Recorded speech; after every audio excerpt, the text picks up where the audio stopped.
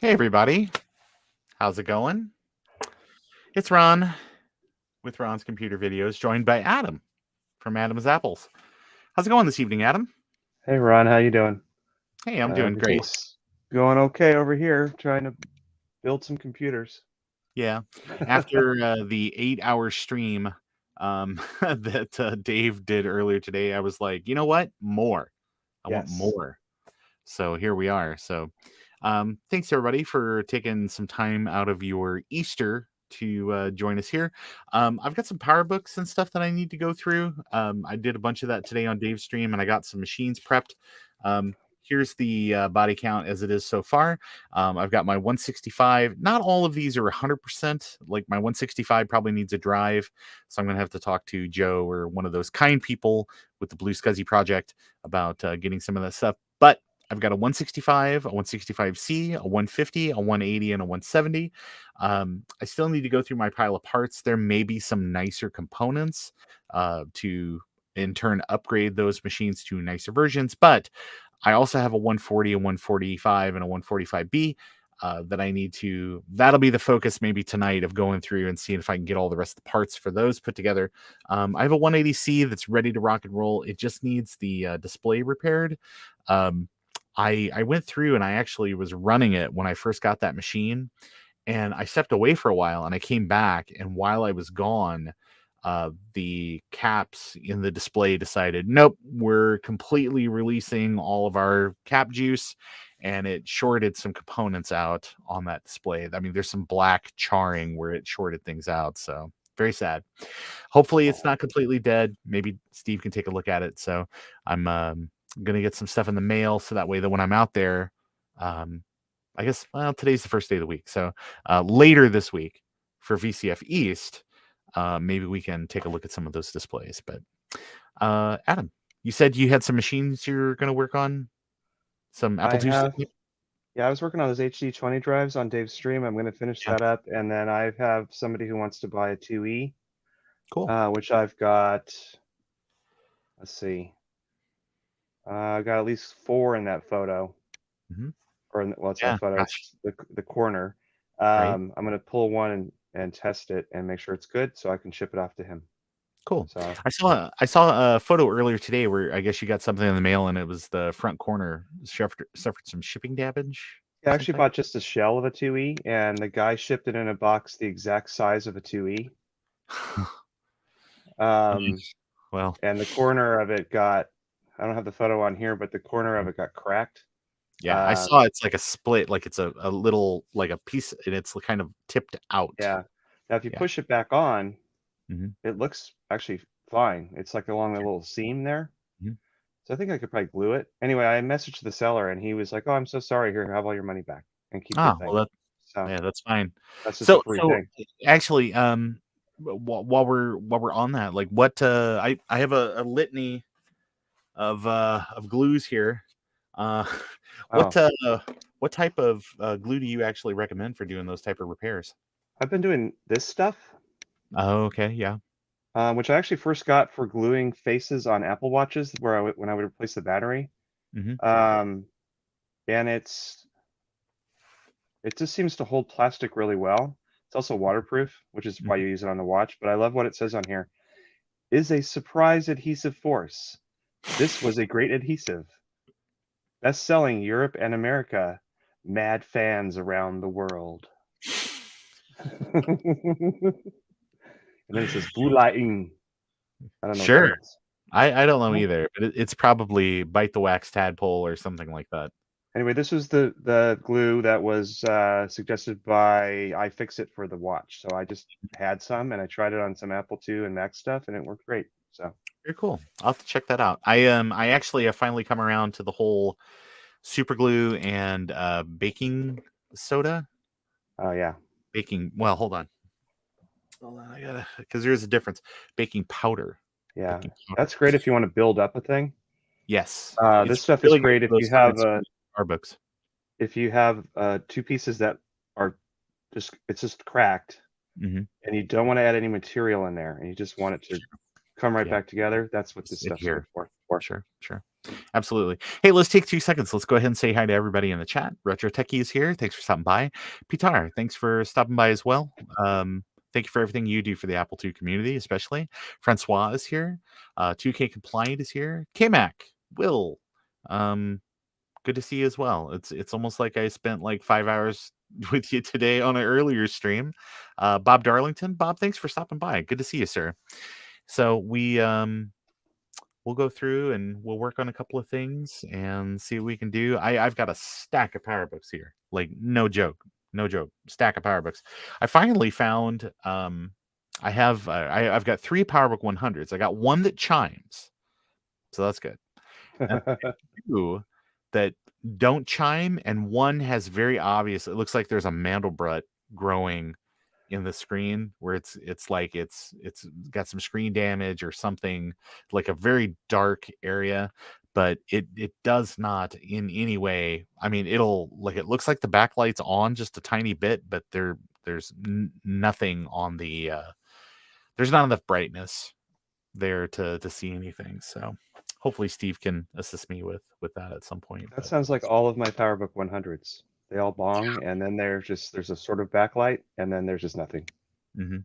And it's the nice thing about PowerBooks is that all of the PowerBooks, with the exception of the original 100, do not have caps on the motherboard. So the odds that there is something wrong with the motherboard is really really low, unless there is specifically like battery leak or something like that. Because there are some of those models that um, nickel metal hydride battery or the NiCad battery rather that would leak, and you'll get like the blue crystals and stuff in there on some Yeah. models that have the daughter or the you've got the motherboard, you got the daughter card, and then some of them you have a cousin card with additional stuff on it.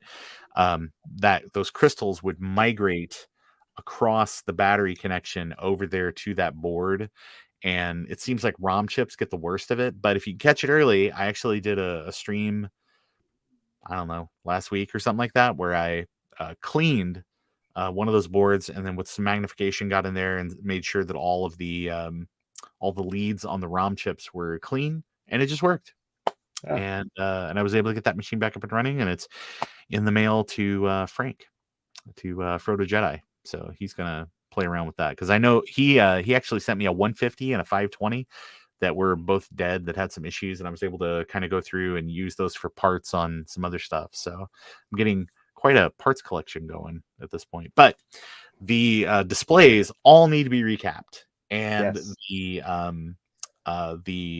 DC to DC inverter boards absolutely need to be recapped. There's certain models that came out with like the PowerBook 150 that do not have caps on them. Those, it's no issue. They just work. If your PowerBook 150 powers on, it's probably just going to work. Or it doesn't have vinegar syndrome or something like that. Actually, I've got a good. Oh well, crud. I had it here. I got a great example. Yeah, this is a PowerBook Yeah. 140 display. It's got vinegar syndrome. Smells amazing. Put some rusted screws on it to fix them. Yeah, why not? Actually, and I've got some polarizers and stuff here too. That you know, I could fix it if I really wanted to. I ordered several from China, but at this point in the game, I've got so many displays that just need to be recapped that don't have vinegar syndrome. I'm not sure that I'm Right. putting the effort in. Maybe at some point in the future, but Yeah, I've got plenty of machines where it's like, oh, this one part is broken, but it's really hard to fix, and I have other machines that don't have that problem. yeah, Let's work on them first. sure. I do like that I've gotten some machines recently. Frank sent me a bunch of machines. I got some machines from our good friend John, who's the oh, sorry. I guess I was doing something with my Apple Watch. Um, Oh, the John, who's the hey Eric, how's it going? Good to see you in there. Um, uh, right to repair, the right to repair advocate sent me some machines and stuff, and I was able to pull some parts, and some had RAM and things like that. So it's always great to have those things because 4 megs with 755, not so great. 8 megs of RAM, that's pretty doable. You try can it run with stuff. 2 megs. I did that on the 128 with the SCSI adapter. Oh It yeah, runs, but like you open simple text, sorry, not enough memory. Yeah. Yep. For years, my first Mac that was like my Mac, I had a PowerBook 100 because I used to live over near Southern Illinois University, and a professor there. I got it from a professor. I think I spent like $600 or something on it. So talk about turnaround on the value of things. Right? But I don't know. This would have been like in the mid '90s, so it wasn't brand new, but the next series had already come out, so they were just dumping it. But I had mowed a million lawns and done all kinds of other stuff and had birthday money and things like kid money. I had kid money, so my dad like helped me get a machine. But um, That's good. 2 megs of RAM, 20 meg hard drive. Talk about like resource management. Like you Well, really were juggling stuff. when I went to school, I really wanted a Mac 2 with color.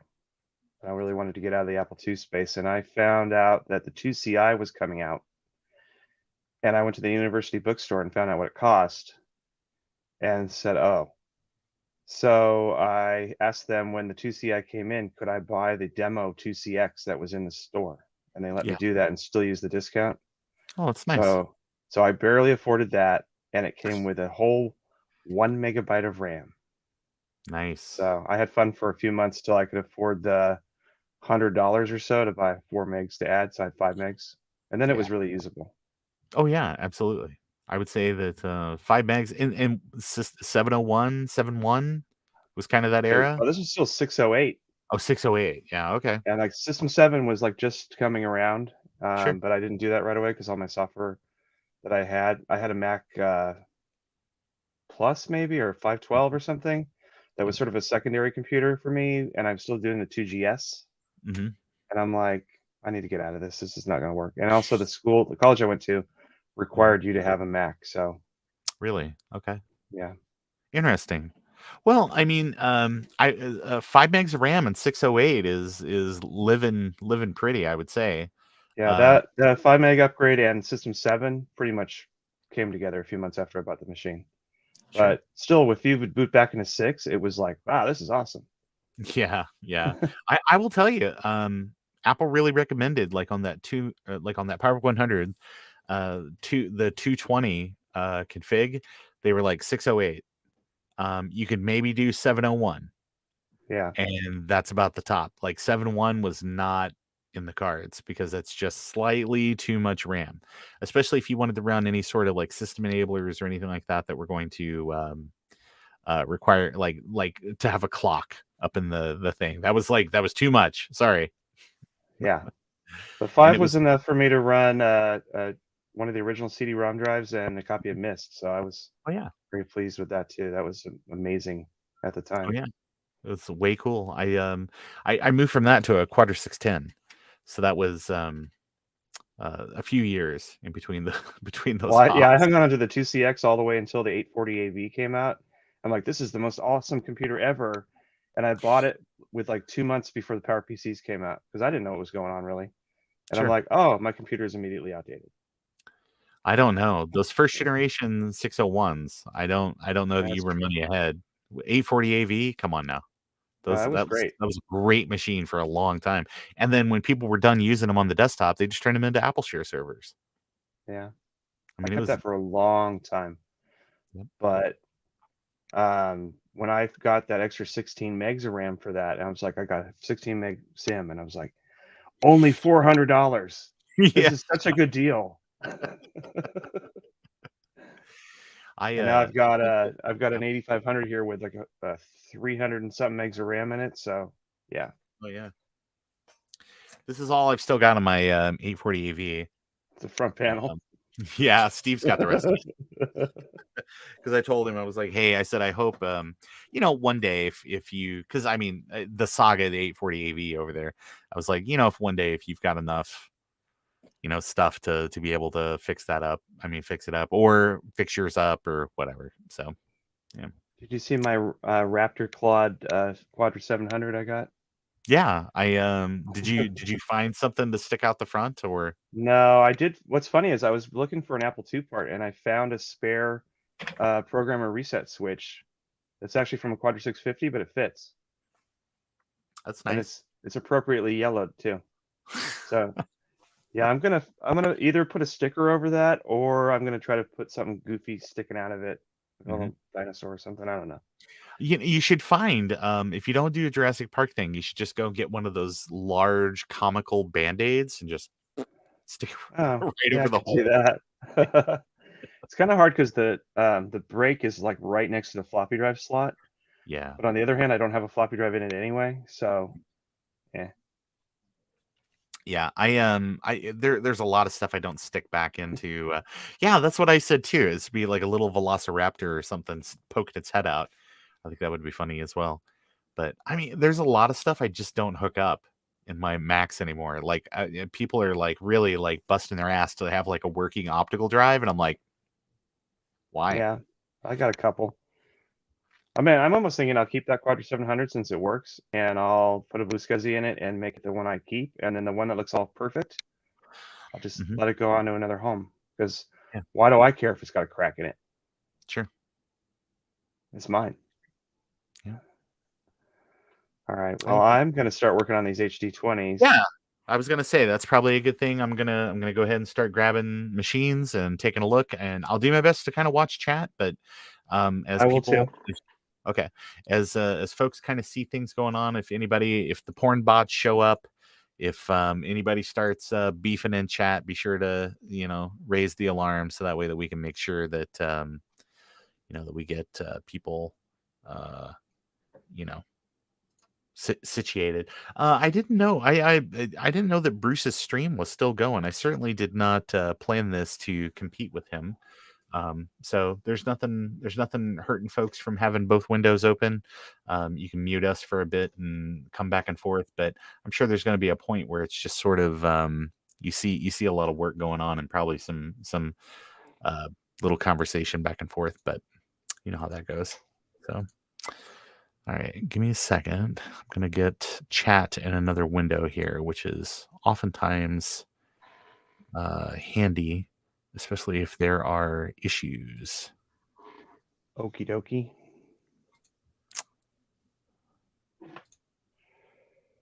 Oh my gosh, this could not be more difficult. Okay. Ron, do you want the screws to mount the 3.5-inch drive? Is there something that will be fitting into this? No, no, there will be nothing, and if there were to be at some point in the future, I would figure it out. Okay, they're just regular old hard drive mounting screws. Yeah, I think the goal is that one day I will have a um, hey, Kate, thanks for stopping by. Good to see you.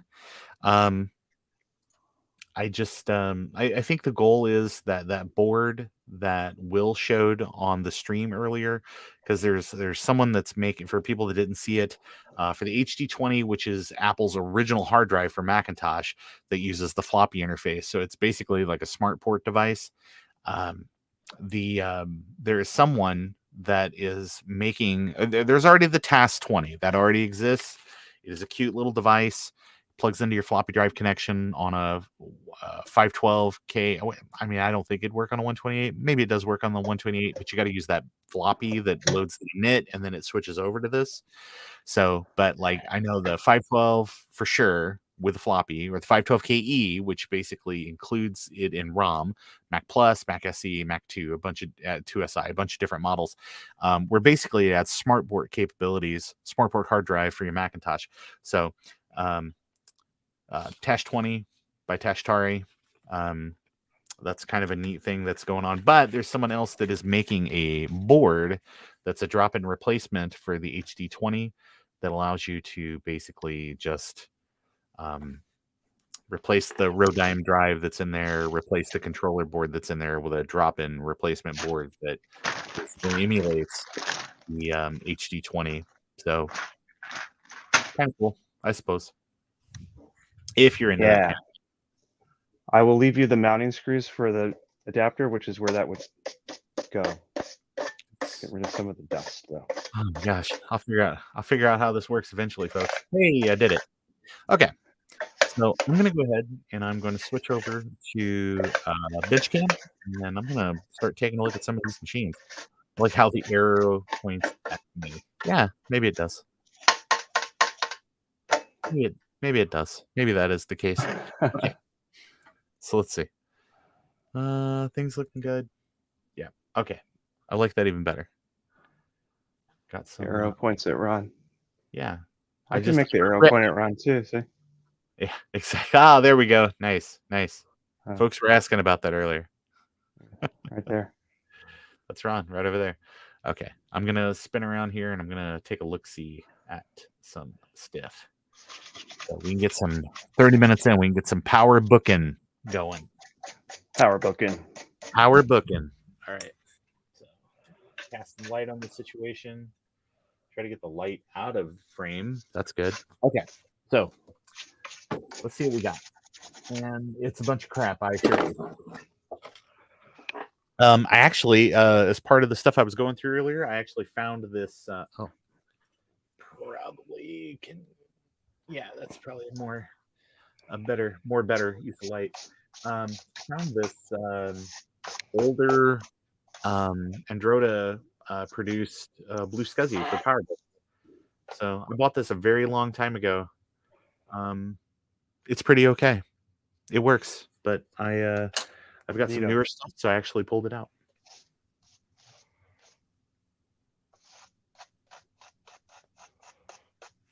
So, all right, let's see what we got. Let's get the microphone over here. I need to fix this.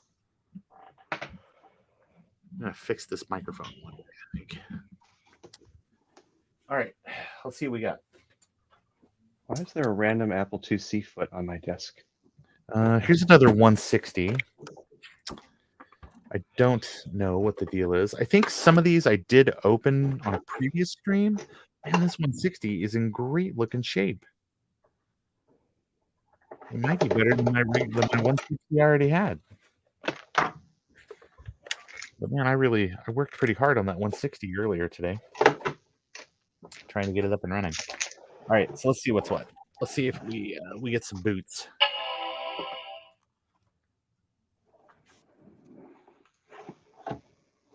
See what happens with the display, if anything. Well, I sure am not getting any love with the screen.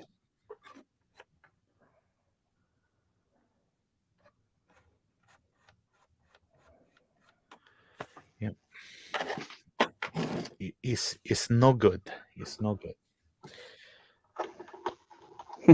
I'm not getting any contrast. I get brightness, not getting any contrast difference. So that tells me that there is a problem with the DC to DC converter. So let's pop this baby open and take a look see. But I will tell you what, man, this is pretty good looking. Pretty good looking 160.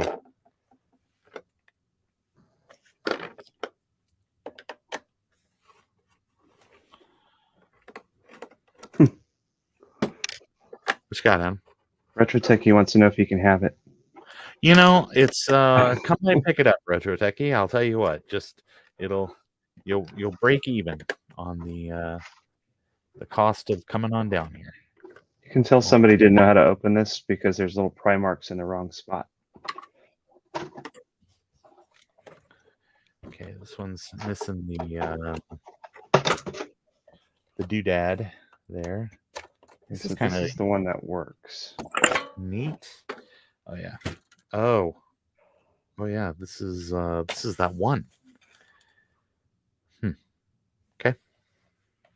I got a 160 here. I was pretty sure I've got. Let me look. I got another 160. This one's in way nicer shape. This might be my new 160. I think I might just swap the lids on these. 65.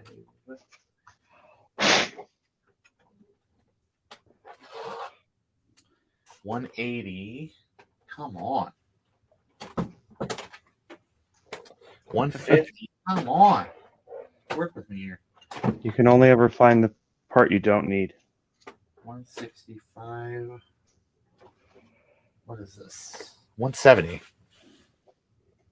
Okay, what the hell am I doing? 165? What was this? 160? 160. Oh, I don't. How did I do that? Oh, I didn't have a 160 in my pile already. Okay, all right. So, all right, got it. Okay, so I have a 170. I gotta double check this. Yeah, 170. Gotta double check my list here, yo. All right, so I got a 170, and this one works. This one's good to go. Got a 165. That's good to go. I have a 150. That's good to go. I have a 180. That is good to go. And I have a 165 that has no hard drive in it, but otherwise is good to go. All right. And I may have a nicer 165. Maybe that's what I'm thinking of. Okay. So here we go. Okay. So let's put this aside. We will revisit you here shortly. Was this the okay? Gotta label things, y'all. Yeah. Crazy Tower says, I will watch this later. I'm busy. It looks cool. Well, it might be. I mean, I hope it's the type of content you want to see. If it's not, let me know. I'm feedback is a gift. I like it. Retro Techie says, is that a 160 on the bench, or are you just happy to see me? And it's a 160 on the bench. It's 160 and he's happy to see you. I know. So let's take a look. See. Was this the 160? Yes, this is the 160. Oh. So 160. 160. Okay. Display. You come out of your home. There you go.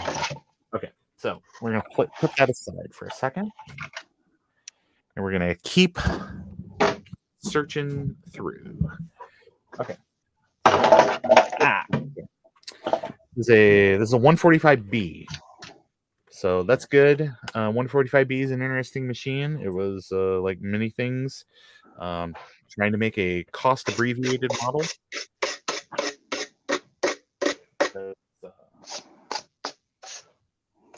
Okay. How are the rings in my watch doing? Pretty good.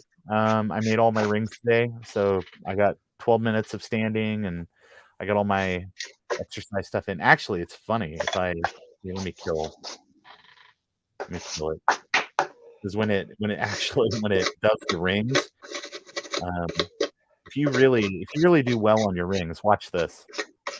As soon as it loads, I don't know if you can really see it, but all right, here it goes. Zoom. I got all my steps in, that's for sure. So yay. Yeah. So I'm doing pretty good. I think I got 5 miles in today or something. So but it's the weekend, so it's easy to do. I went out and walked first thing this morning, and then went out and walked again with the family, and walked again this evening. Probably another 2.5 miles. You just got to commit to it, and you can do whatever you want. Before you start any sort of diet or exercise routine, make sure to talk to your physician to make sure that you are in enough health to be able to do whatever it is. Don't make big changes, small changes, things you can live with. About 10 years ago, I gave up soda, and I gave up some other things. I gave up beef and pork, just because it's hard on you, it's hard on the environment. So I just figure folks can do exactly what they want to do. My beliefs don't require anybody else to believe them. But it's I feel better, and I already with the beef and pork thing, I already had enough kind of health stuff going on that it was like the very last thing that I needed to like have that stuff on top of it. So don't drink, don't smoke. Folks that want to drink and smoke, it's fine. I'll definitely have a glass of wine with you sometime. But generally speaking, I don't drink every day. even though that is something you see a lot in higher ed, folk. You see that a lot in the medical community as well. Yeah. Oh, you do. High stress jobs. You're gonna have some high stress habits. I want hobbits. Yeah, I want hobbits too. Take them all the way to Isengard. Okay, so I think I've been in this one before since this is the 145B.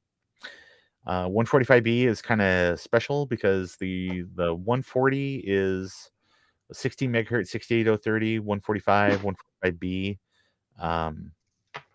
25 megahertz, 68030. So not a terrible machine for the time. I don't. I should have took a look at the display before I cracked it open, but I always crack them open just to make sure there's nothing floating around inside that's going to cause me any grief when I actually power it on. It's a good idea. Yep, I think that's good advice. Before you give it a smoke test, don't give it too much to smoke about. All right, so let's see what happens. 145B.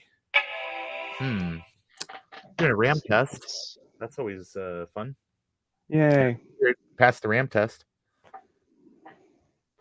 And that's not too bad. I dig it. Working 145B.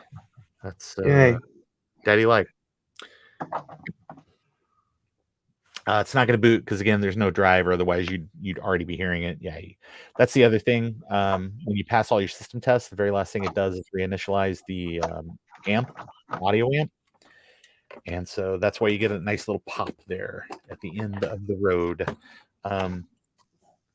So let me go ahead. Let me get this stitched back together. I'm going to go ahead and then plug the Blue SCSI in and boot up one time. I will say the V2 Blue SCSI on these machines works pretty well. It's pretty darn stable.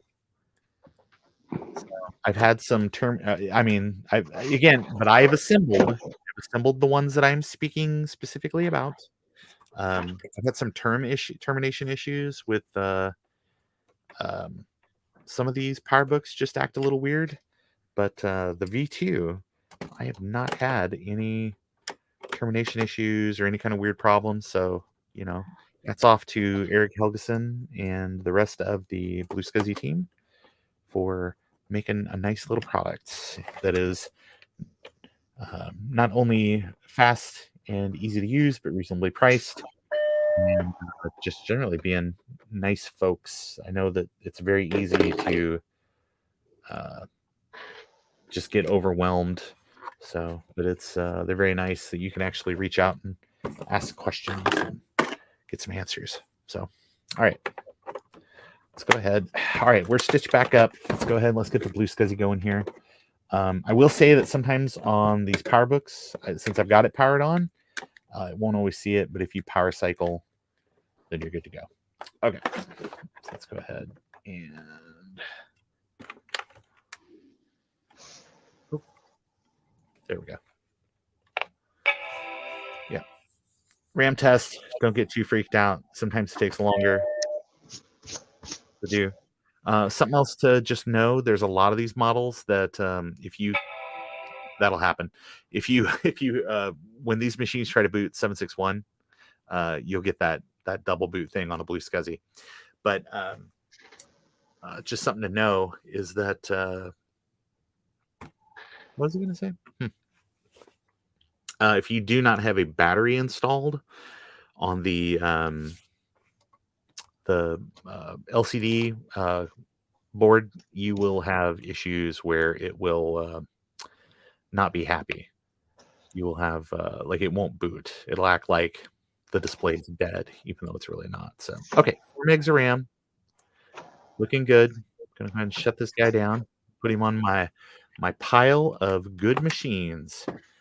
Okay, we are off to a great start this evening in terms of working computers. My Mac Plus is booting. Look at those feet. Those feet are beautiful. Something people may not know is on the PowerBook 100 series.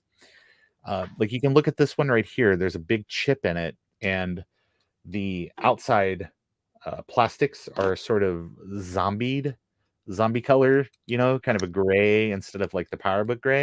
And it's because it's actually made, they're molded from two different types of plastics. This plastic on the outside is slightly softer, so that way that it would be a little bit of a shock absorption.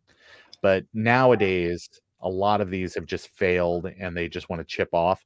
But if you have one, don't worry. You can chip this little cap off, and there is a hard bubble underneath. And yeah, you can just use that instead. I'm gonna 3D model these here shortly, so you can print your own or make new caps and put caps on them, or basically do anything you want to do. Cool. 2K Compliant says, "Hey, the wife gave up on beef." Or let me read that again. My wife and I gave up on beef, but I can't give up on pork because I need bacon. And I understand. I understand. It's again, it tastes amazing. I mean, I get it. I used to eat all that stuff. I mean, we have friends in our community and stuff like Steve doesn't dig on swine, and that's fine. Um, Folks that want to do that type of stuff, you can eat, you can do whatever you want to do. Again, my beliefs don't require you to believe them. That's good. That's good because I'm getting a Hawaiian pizza later. All right. I actually got one when I was in San Antonio.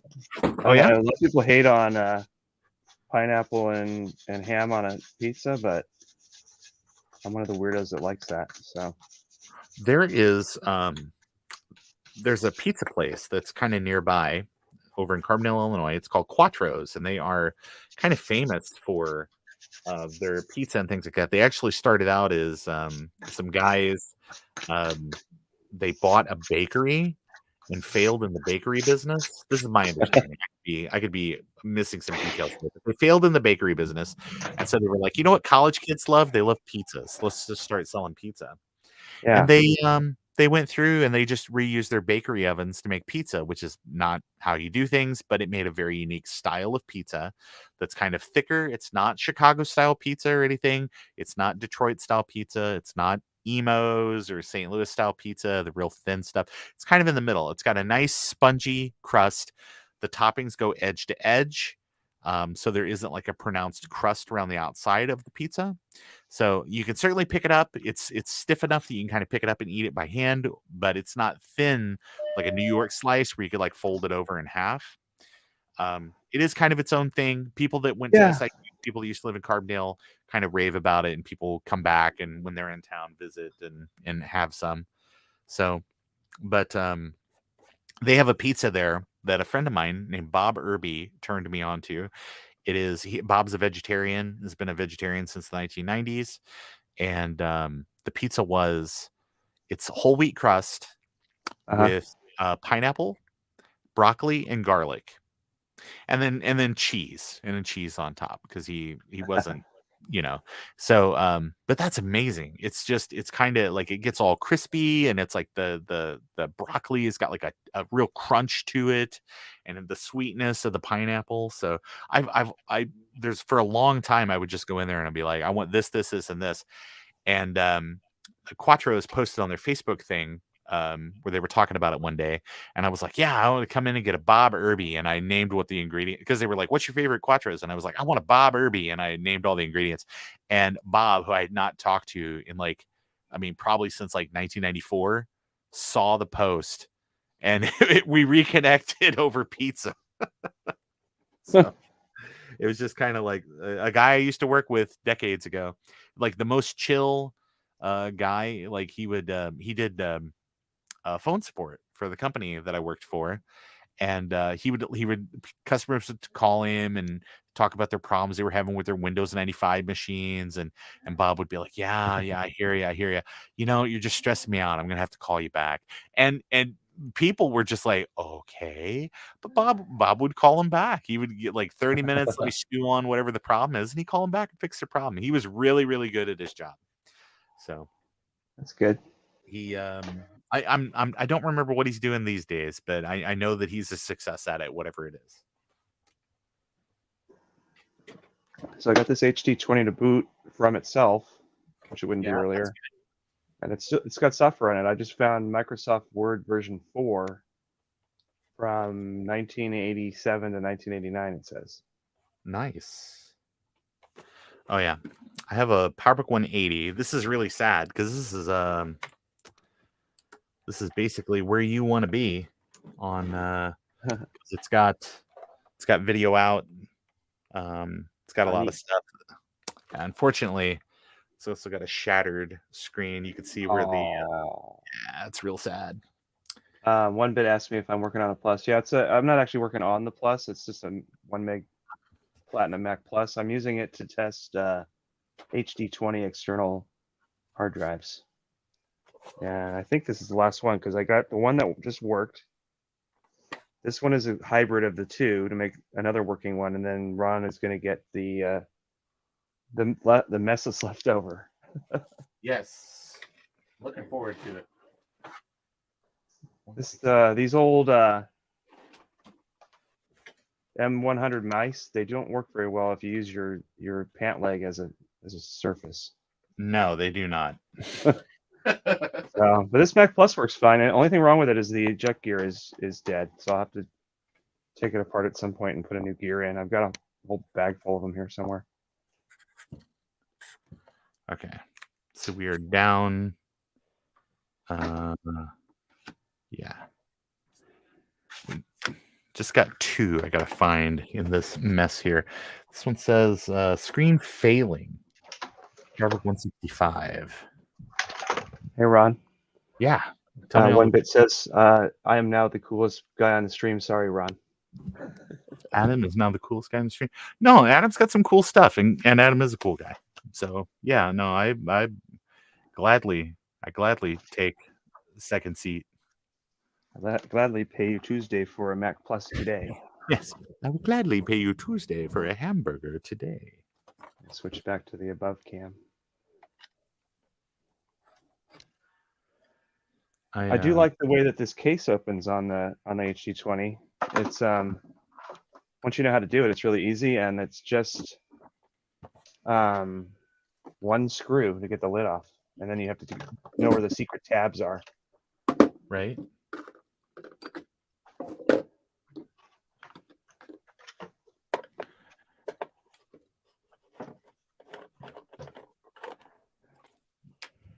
You want to know something funny about these drives? Yeah, tell me. Tell me something funny. The only one that I bought as quote working is the only one that doesn't work. Ah.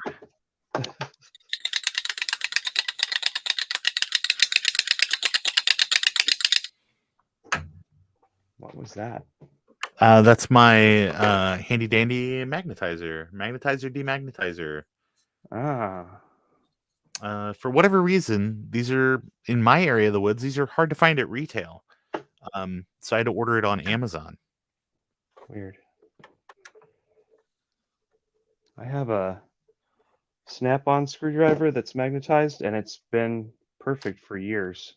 That's good. Never had to remagnetize it. Oh man, I buy cheap tools because I lose stuff. So if you're going to the Harbor Freight, or you're going to Menards or something like that to pick up some just cheap hand tools, like I had to go there today because for the life of me I could not find. I needed pliers. So I like $8, just some very generic pliers. Oh. Just okay. Didn't have a choice. I was in need, and ain't a lot open on Easter. All right, so looking good here. What did I say? This was 165. I don't know. You keep asking me that, and I keep not remembering what you said. I know it's a 165. Okay. This says, look at all this though. There is a lot of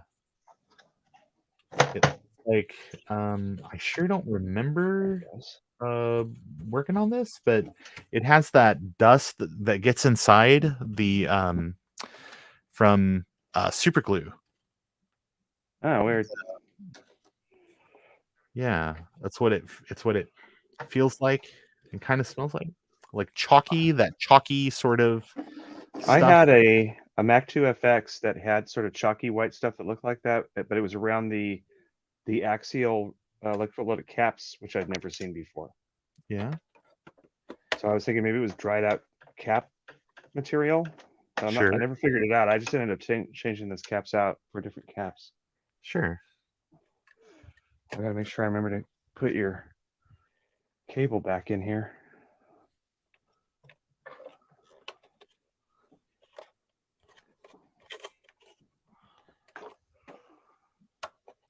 All right, so okay, I think a lot of these I looked inside of recently, so there shouldn't be any big surprises inside. But again, it's always good to have a look see. Yeah. Well, I took a risk today and fired up a 2E that I got without opening it up to look at the refa. Yeah, But it was kind of like, let's just see if this power supply even tries to turn on. And then I didn't keep it on for more than a minute. I don't usually do that now. I usually open everything up and look at it first. all right. So I didn't even want that 2E. I only bought it because I wanted the card that was in it. Oh, really? Yeah. So 160. This is 165. I think I should be able to do a screen transplant. So let's do that real fast. All right. So, all right. So let's see what we got to do here. First things first, we're going to have to pull the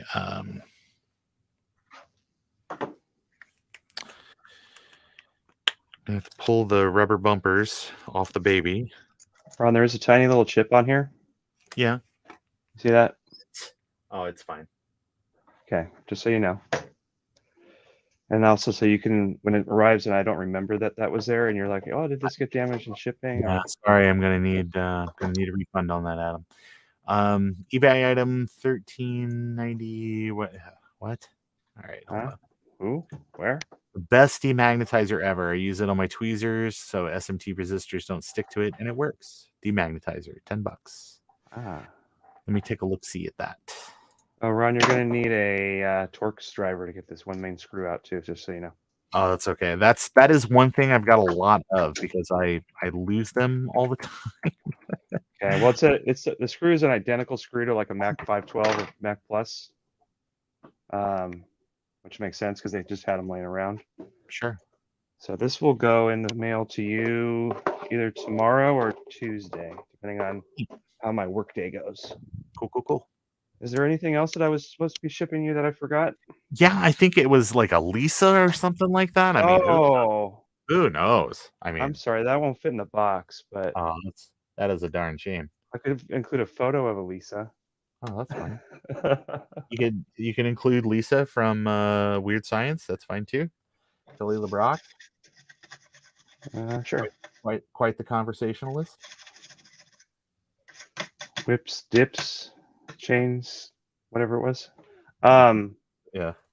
I'm going to switch to this view, and I'm going to step away for just a moment. Yep. All right. Is that okay with you, Ron? Yeah. No. We're good. I just like what Retro Techie says before I go. He doesn't lose his magnets. He uses them to secure his backup hard drives to his Mac Pro. Yeah. I mean, that's fine. I mean, that scans, right? That seems like something that Retro Techie would do. All right. So the display on these 100 series PowerBooks is a little different. If you'll look, the screw that I'm pulling out of the display, people try to plug the case screws in. As you can see, that they are considerably thinner. Don't do that. Don't do that. You're just breaking stuff. Don't do that. All right. So now, oh yeah, this one just wants to come right apart. Nice. All you gotta do is take a spudger, run it down the side, and Oh, come on. There we go. All right. Stand it up. Run your spudger around the outside edge. Just be careful. Man, this is 90s plastic, and it doesn't like being manhandled too much.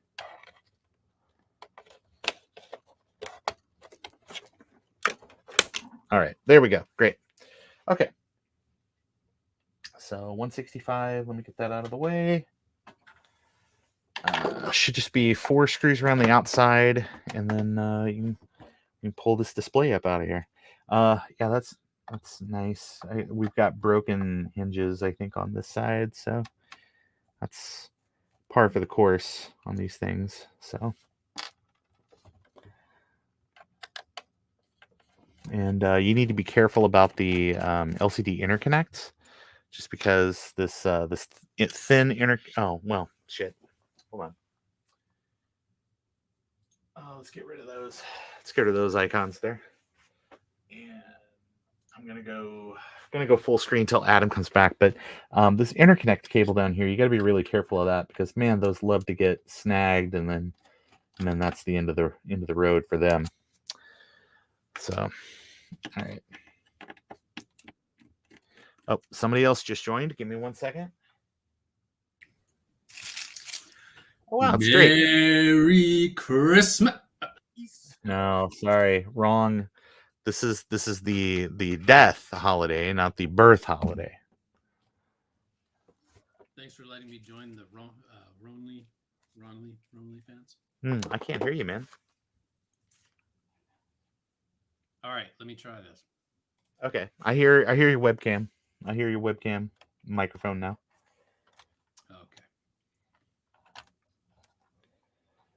Okay, so there's that, and then let's go ahead. Still, again, you got to be really, really careful when you tilt this forward. You do not want to pinch. Oh yeah, that's right. Whoops, sorry. Rookie mistake there, guys. I forgot. You also got to get the RF shield out of the way. You don't need that. Yeah, it's just in the way. Just all the time in the way. So let the FCC know. Okay, you can get that out of there. And there's just some adhesive that kind of holds this in place. Just be careful. And again, when you get down here, there are 2 little tabs that kind of want to stick up. Yep, just pull that out, get that out of your way. And that's it. I got me a screen. Let's go ahead and put that inside there. Best advice, don't pull it out if you don't have to, and make sure that when you are done that you secure it. So it's probably good to maybe tack that down in 2 areas. Drake, what you doing this evening, brother? I was assembling your second PowerBook. Ooh, I know, it's so exciting. I have the it's done here on the bench. Yeah. But, my little spot welder, I have 1 more to go. Yeah. It died on me, so I gotta wait for this thing to recharge. Sorry. Yeah, this stuff happens. Batteries aren't forever. We all know that. Yeah, I thought but diamonds, if the James Bond series is to be believed, are. So switch to a diamond-based setup, and you'll be all set.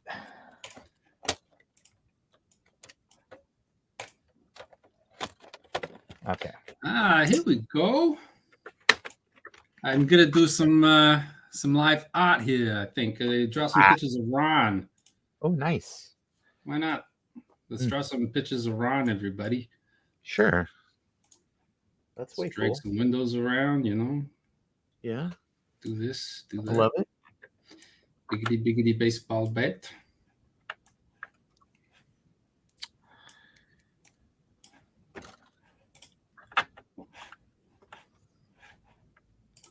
Okay, so we've got that out of there. We can shut this baby down now. So let's go ahead and we're going to remove this old note and place a new note on here, which is to say 165. Is that what I'm saying here? 165. Actually, I should pull that foot off of there while I'm doing this. Gear window, refresh. Okay, I'm back. And Hey, I see Drake's here. Hi. How you doing? Good. I need to select an Apple IIe from the stack. Nice. I don't think OBS likes window capture. OBS is very picky about a lot of things. Yeah, apparently. That's a Bell and Howell. That doesn't count. Yeah, buddy. Drake, how was the holiday with the fam? Oh my God, we did first soccer practice for my 1.5-year-old this morning, which is also Wait. 1.5-year-old soccer? Yeah, they call it little kickers. Oh, really? Yeah, she's got a jersey and everything. It's absolutely adorable. It's very cute. So stupid cute. My son did kindergarten wrestling, which I didn't really know was a thing until we signed up. And then it's mostly kids like hugging it out. Is what it looks like. They're just hugging it out. Aggressive hugging. Yes. Hey, are you a YouTube star? Hey, buddy, look at you. I get to watch a lot of Blue's Clues with my kids, so yeah, I feel like maybe I should be doing.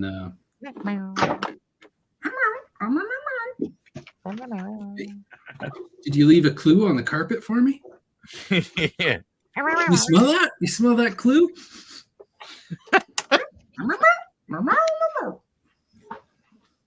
Ah, you're a good boy.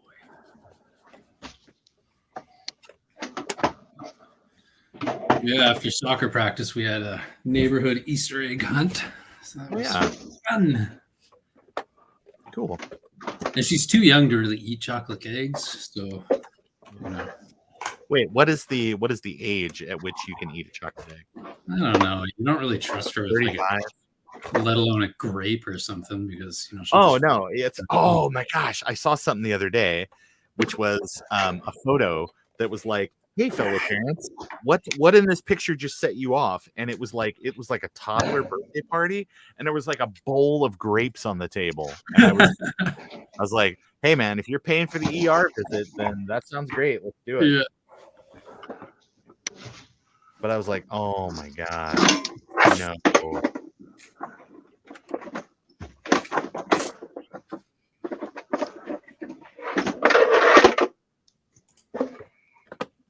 How many PowerBooks do you have in the stack that have been already done?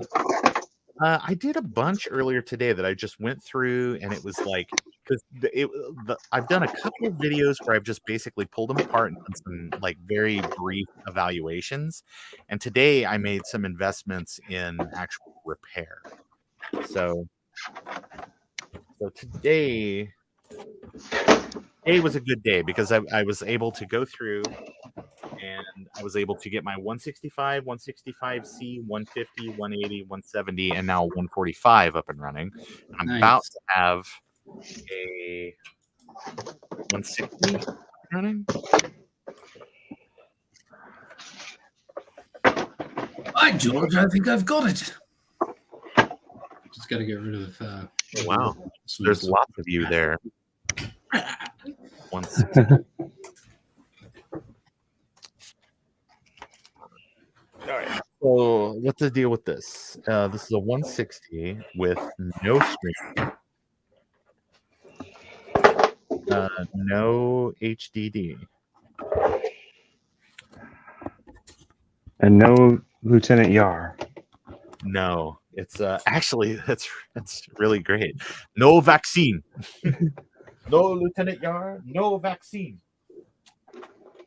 There was a great little fan nod in Lower Decks to like they had some sort of device where you could communicate across the galaxy. So the first place they called was Armis's planet. Oh boy. And he's like, "Who is speaking? I will kill you. Who is speaking? Who is this?" I've gotten through about 4 episodes of that. I'm starting to like it a little better, but I don't know Yeah, if it's my cup of tea. that the first couple episodes, man, it is just like they talk really fast, and it was tough for me to get into it, but then I got into it, and I was like, oh, okay, I get it. I get what they're laying down. Let's see. Where's my floppy disk? All right. Well, before I pull the screen, this is what I should have did earlier. There it is. I should have swapped the DC to DC inverter foist.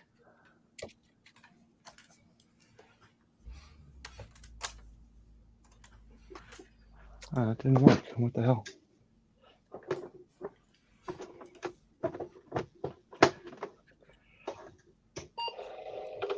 There it goes. That's a good sound.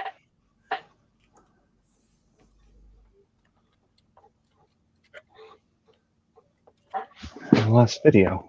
Oh, there it is. All right, that's drive 2.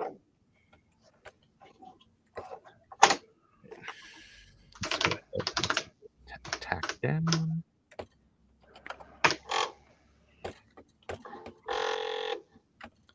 I had to duck out during Dave's stream earlier because I was being alerted that family was here to eat. So I'm like, all right. I guess I actually missed a text saying dinner's going to be ready at whatever time, and ended up eating an hour after I was supposed to.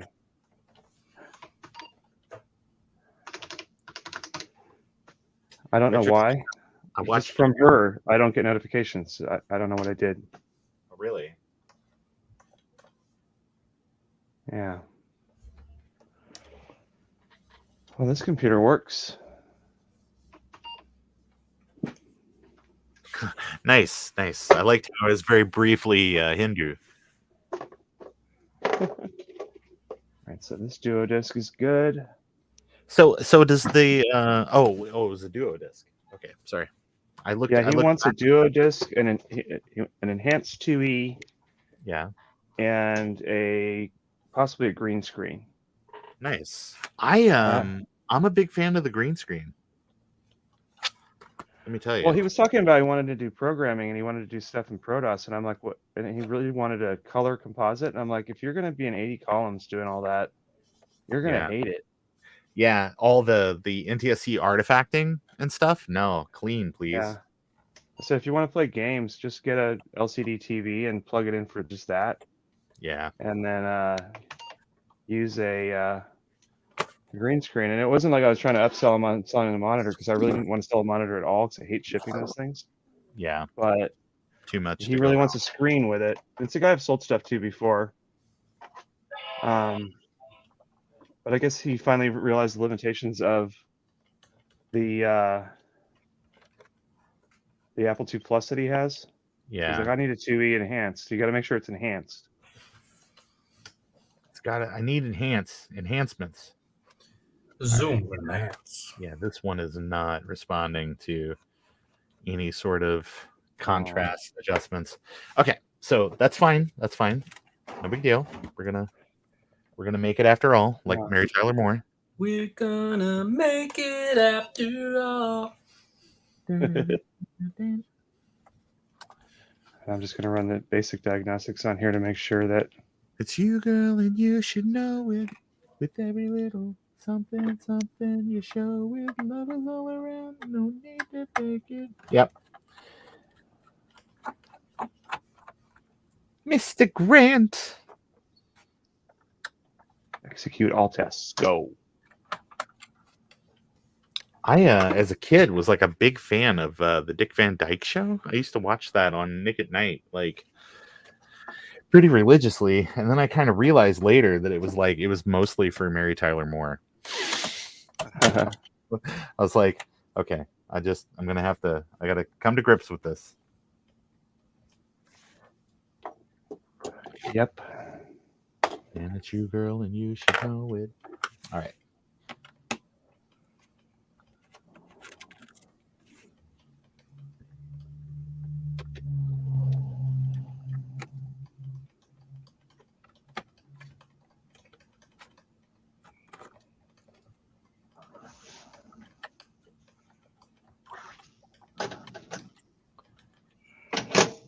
I will say that this has been a year where I've really built out my parts pile for PowerBooks.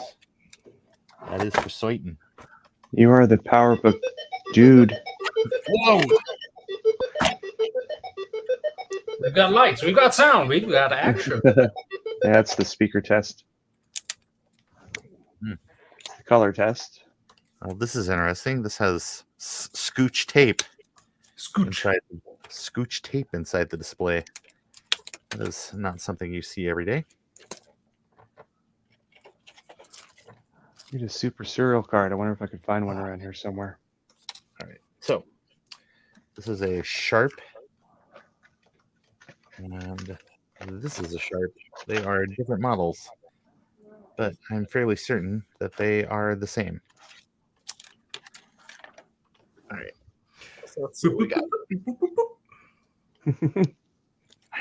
I know. I heard.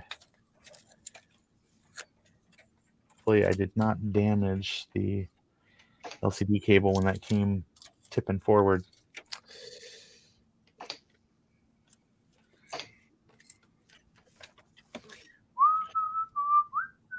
Sorry, guys. I do love that show. It's very funny. Oh, high res works.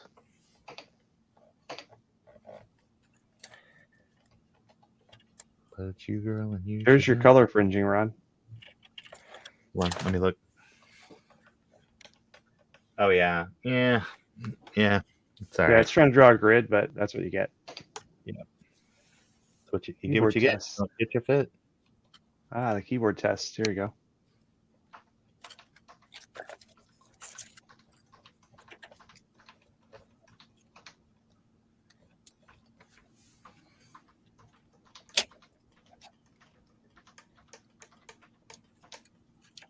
All right. Should let's let us do some tests here real fast. Okay.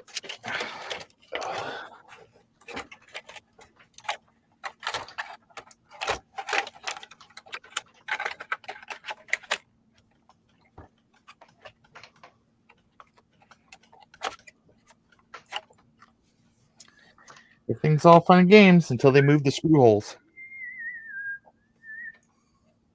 Hold down the Z key.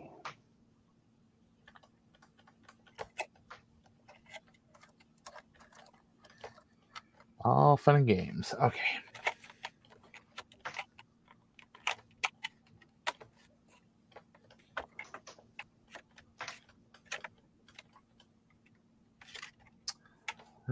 What's the problem, Bob?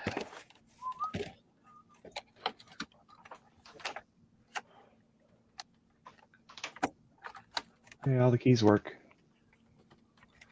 Okay. Oh, yeah. Okay. Just had to line things up. Funny that. All tests passed. Yay. If only you got to hear that in elementary school. Look at you now.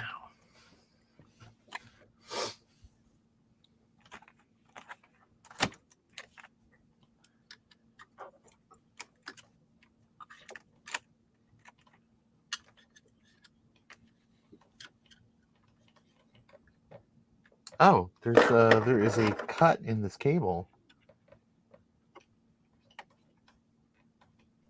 That's could not be good. Yeah, that could be our issue. But we will see here shortly. I love Apple IIe's. It's like, how'd that happen? And tomorrow I'll wipe this down and take some pictures. and then figure out how much it costs to ship it. It's a good strategy. Yes. Pardon. Bless you. Oh, yeah. All right. So we got our screen swapped, and I'm now seeing that there is a kink in that cable, and not one of the good ones. So let's see what we got. Hopefully, I mean, that's on the DC to DC, so there could be a big spark here in a second, but we'll see. Ooh. It was not a big spark, so that's good. Just a little spark. Let's see what we got. Hey, looky there. So, Neato. yeah, Nito. Yeah. Nito Bandito. Okay, so, but there is down here. I'm gonna flex it and just see what happens.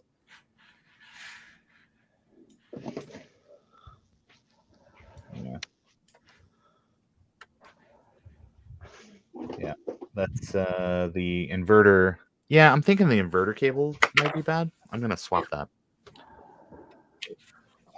That is not a huge challenge, but it's not fun. I don't want to do it if I don't have to. All right, I'm gonna screw the bottom of this back together because I'm kind of it's getting loosey goosey here.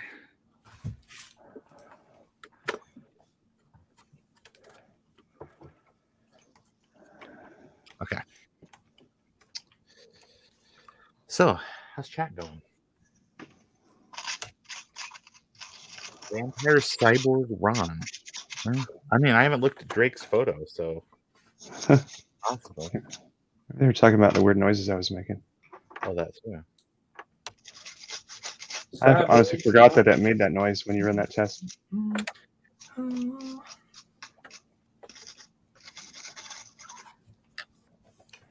Copyright Apple Computer 1985. That's new. Oh, why am I doing this? I just have to get inside the machine. Oh my god. Ugh, brain. Work with me Hello, here. brain. No brain. Work with me, brain. Good Brain Lord. and brain. What is brain? Sorry. That's so funny. I totally screwed this back together, and knowing full well that I needed to get inside of it. Well, at least you didn't seal up an Apple IIc twice in one stream without putting the handle in. You know, that handle is, I mean, that would be the first thing. If I was John Scully, I'd be like, that handle is dead weight. It's got to go. Gotta go. All right. So let's see what we got to do here. All right. Oh, shit. Yeah, of course. Of course. What happened? Decided that was the end for the hinge. That was the end of the hinge. I should have screwed it all the way back together. Okay. All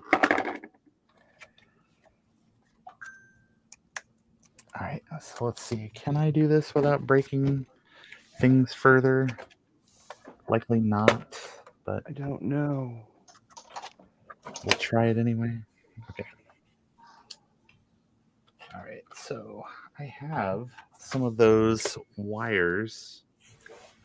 How did I do with it? Oh, it's out in the other room. Give me 1 second. Be right back. Okay. We don't have a choice. This is the 599th Apple IIe that was ever sold. Serial number starts with 438000. So this is 43599. Somebody put these goofy little security feet on here. Oh yeah. What's funny is the reason I got this is because it was in some production office in Beverly Hills. Yeah. And it was screwed to the desk through the bottom of the desk into these little feet with some sort of security bit on the screws, the guy said. And nobody could ever figure out how to remove it. So they just stacked a bunch of other junk on top of it over the years. Mm-hmm. And when they were moving out, he went in to clear it all out. And he's like, oh, yeah, I wonder if anybody would want that. So he sawed off the screws on the bottom of the desk and put it on eBay. And I noticed it had a video overlay card in it, which is really kind of rare. Okay, I have a fresh cable that has no cuts in it. That's always nice. Yay. Let's give that a shot. Even though I have disturbed the pull this off of here for the moment. Ron, did you see my security feet on the bottom of my old 2E? No. Somebody buffed the paint off, then glued these on with some kind of unremovable ever glue. Okay. So Why? my thought was it was secured to a desk. It had production equipment around it and stuff, so everything was all secured down. Okay. Anyway, that's the reason it was stuck to a desk for 30 years. Is because nobody could figure out how to get it off the desk until the seller of it went in there and cut the bolts off on the bottom of the desk. So this is the 599th Apple IIe ever made, and this is the one that had the overlay card in it. Right. They also soldered in hardwire video, and it had BNC connectors and junk. It was all crazy. But here's my thought was I could get one of those little arms that you put like a monitor on. Yeah. But instead put a little flat thing and then use these things to screw the Apple IIe onto that little platform. Yeah. And then I could have a 2E that I could always just pull in and have it there as like a test computer. Nice. You think that would be cool? Yeah, I think so. I also like that this computer is sort of a hybrid because it's built with a 2+ case shell. Yeah. So it's really sturdy. Nice. It has the little Velcro things instead of that stupid snap-on thing. Yeah. I'll probably the snap-on stuff just is, just more broken plastic. This has a solid metal back, which is unique to the first couple thousand 2Es.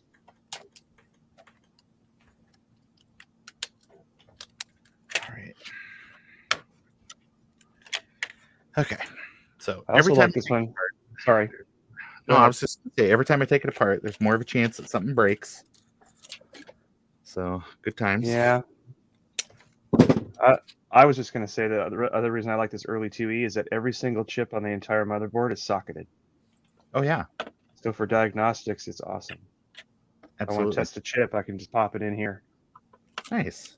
It's unenhanced, unembiggened. Yes. Unassuming. But it does have the better 80 column card. How's it better? How's it different? Well, usually this era, people would have it without the 64K on it. Right. This was very expensive to add at this point, and this has also got the little jumper for turning off double high-res graphics. Because this motherboard is so early, it doesn't actually support it. So they put this jumper here to make sure that programs know, oh, you can't do that on this. Interesting. I didn't know that.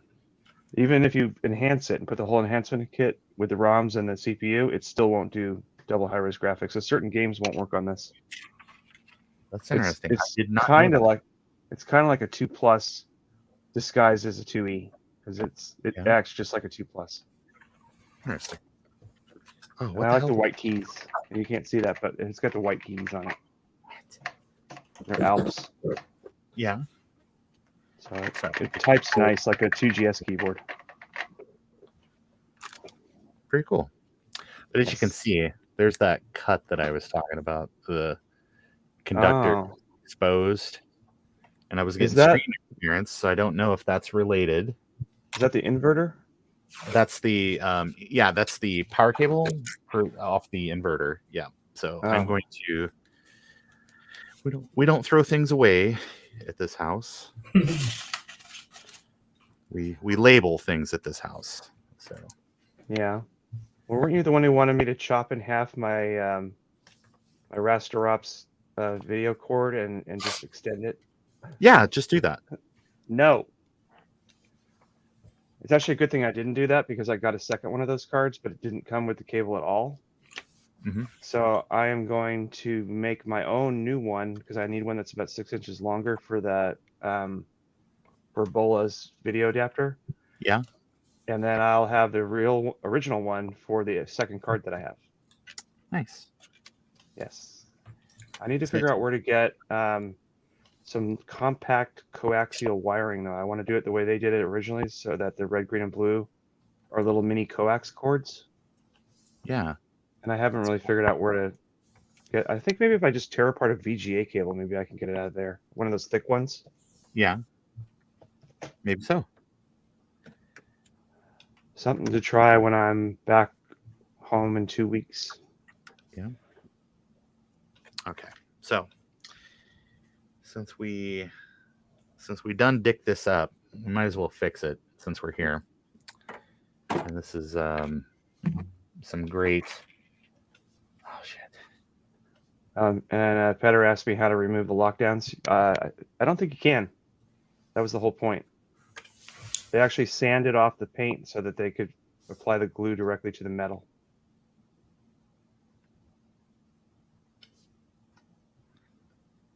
So it's another reason I want to keep the machine because I can't really sell it with those big globs on the bottom. I always thought it was hilarious though that the 2C that they show on iFixit has those on it too. It's like, what are those? Oh. Why would you use that as the example for iFixit? It didn't make sense.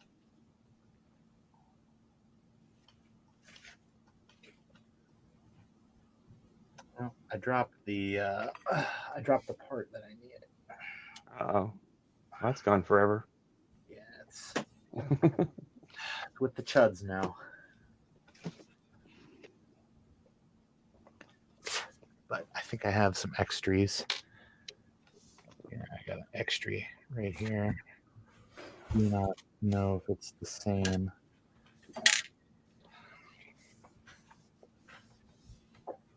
Oh, there it is. Oh, thank God. National disaster. At long last, our national nightmare is over. Oh, good. Okay. All right. So I got these brass doodads. I found a screw. That's always fun. That's a display screw too. Okay. So I'm going to. Oh, did I get rid of my plastic? Did I lose my plastic? I had it in my hand. What did I do with it? It's okay. It doesn't really matter. Oh, but here it is. It doesn't really matter, but here it is. Yay. Okay. So got to figure out what I'm doing here. So these are the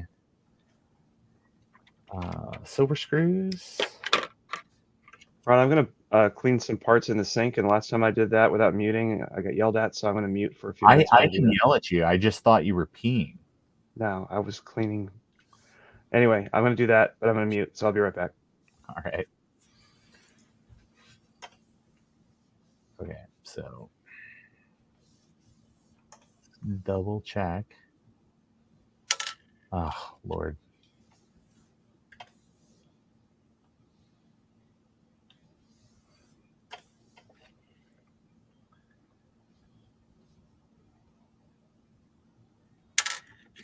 What is the problem? Oh, is this one misthread? And then that can't be the one.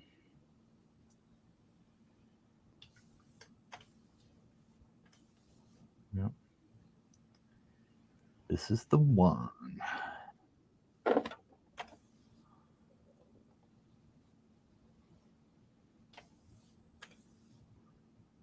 Threads on this are jacked somehow. These little screws. That one's no good. Do you remember the movie Johnny Mnemonic? Yeah, it's Keanu. Yeah. Do you remember what was his job in that He was movie? a data courier. Oh, he's a data courier. Okay. Yeah, so he would have people's private data inside his brain, and then he would go somewhere and they would download it. But he used like Super Stacker on his brain Yeah. to hold more data, and he was gonna die if he couldn't get the data out or something. I'm trying to remember like what was the actual amount of data. It was like not It even wasn't a gigabyte. huge. Yeah, it was. Yeah, it was what people thought sounded like a big number Yeah. in the past. It was a long time ago big number. Sort of like when the kids, the kids and hackers are talking about like their laptops or something. Yeah. Yeah. Oh man, hackers and their custom laptops. So cool. Yeah, I saw something earlier today where somebody was like Johnny, whatever the heck his name is, that actor that was Sick Boy in Trainspotting. Mm-hmm. Since he's in that too, that people were like really trying. Like somebody was having a one-sided conversation about that laptop that he uses, because he has like a prototype Duo, and it's like a 280C or like a 270 or something like that. And somebody got pictures of all of the prototype PowerBook Duos and compared the back of the display with what he had, and they were like, oh, clearly this is a whatever. I'm like, wow, that's great. So way to put in the research. All right, so let's see what we can do here. Let's see if we can. Oh my gosh! Oh wow! Oh wow! It is, the super glue has formed a chrysalis inside the tube. Oh my gosh! It's just the tip.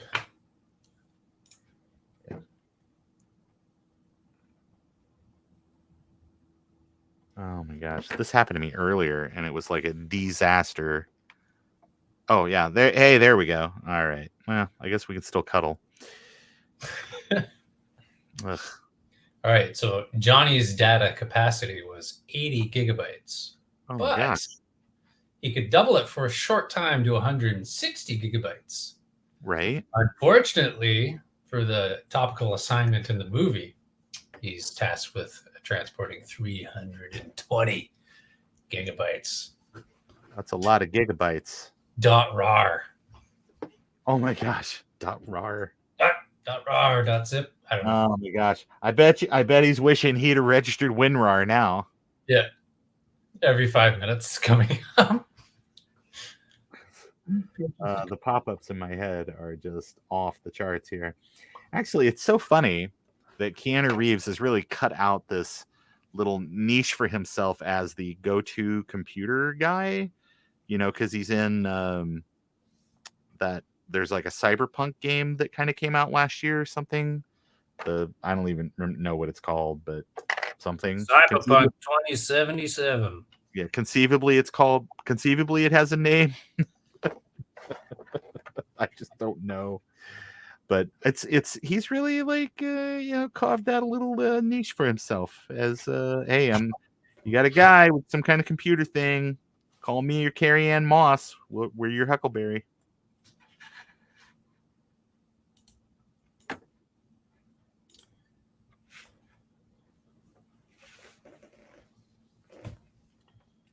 Okay. Feeling good about this quote unquote repair.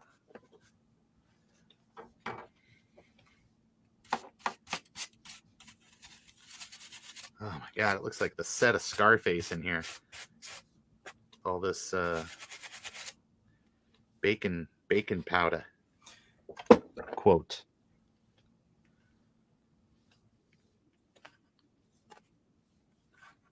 All right.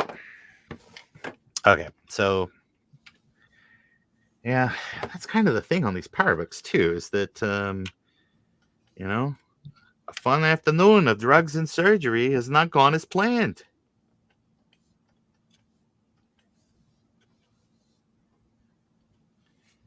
All right, cool.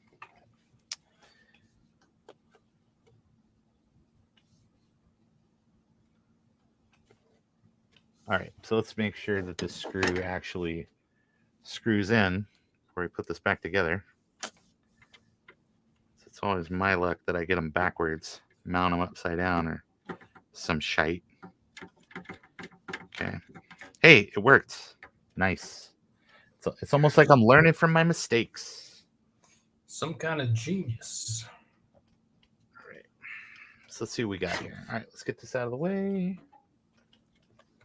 Let's get all this mounted. Oh yeah, shit. That'd be the last thing I need. Like rip the cable. All right. So you stay here. You're doing a great job. Stay right there. Let's get this inverter installed.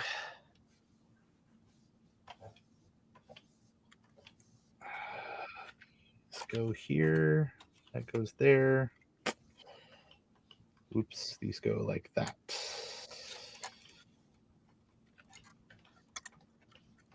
And it's in front. No, it's in back. Good.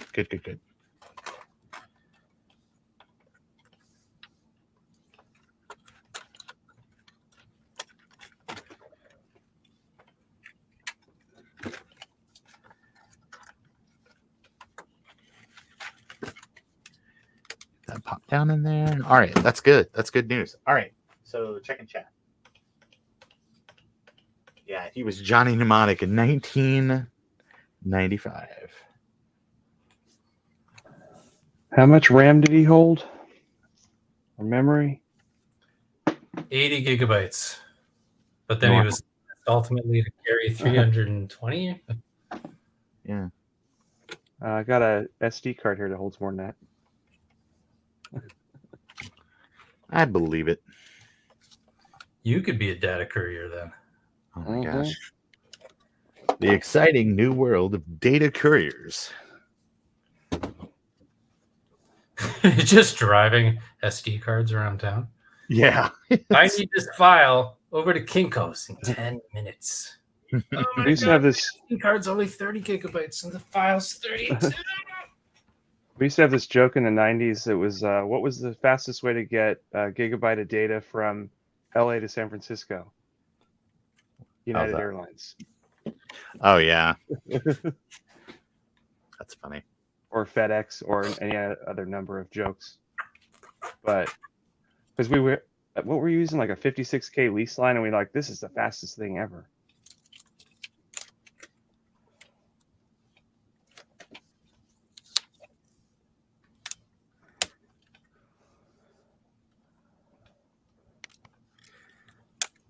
I just remember we had when I used to work at SIU. This is how long ago this was. The campus network was token ring between buildings. So, but because we were Mac and we were different, we had a trend or some sort of what's the appropriate word for that? Where it's switching between standards. It's some manner of transcoder or something like that that basically converted 4 megabit token ring to 10 megabit Ethernet. Oh, so that we could get on the internet. when I worked at Epson in the 90s, the mid 90s, the group I was running was the Macintosh group, obviously, and the network engineer at the place was like, we don't allow Macs on the network because they're too chatty, and he was all worried about the AppleTalk stuff, like pinging the network. Right. But we had to have Macs so that we could use them for troubleshooting with people. So we just made up our own private network. We got a hub, and then we ended up just using all the Macs to play Spectre against each other. That's funny. It was fun. I like that Yeah, job. absolutely. Yeah, Because it's a good time. I mean, all the calls were either plug it in and unplug it and plug it back in, or they were, hey, the guy sold you a parallel cable, go back to the store and get a serial cable. Right. Or the printer was just broken and we arranged them to ship it in. We didn't have all the complicated stuff like all the Windows 3.1 callers we're having. Oh, So we had a sure. lot of downtime. So it's just like, let's play Spectre while we're waiting for somebody to call in. Again, good times. Oh, hey, Steve. I don't know if you're still there, but hi.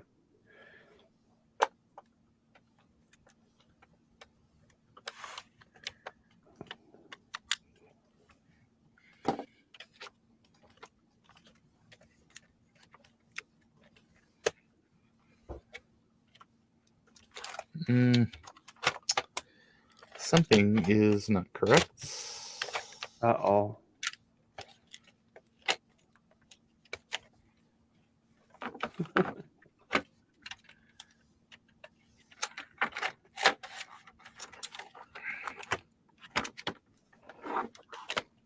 Oh, there we go. That network guy found that we were running our own private network. He's like, what is all this? And I'm like, well, we have to test the network interface cards for the Epson printers, don't we? Oh, yeah. I guess this Those time. cards I hated because they were based on such antiquated technology that they were only 10 megabit half duplex and they wouldn't auto negotiate. Ugh. So you had to use like a really, really dumb 10 megabit hub.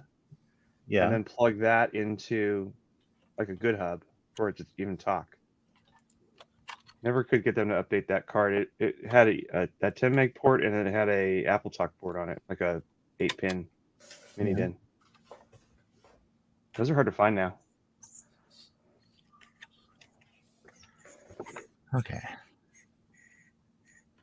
Home stretch. And this could be for nothing. This could be for nothing. You can do it. Put your PowerBook to it. How do I bring this forward?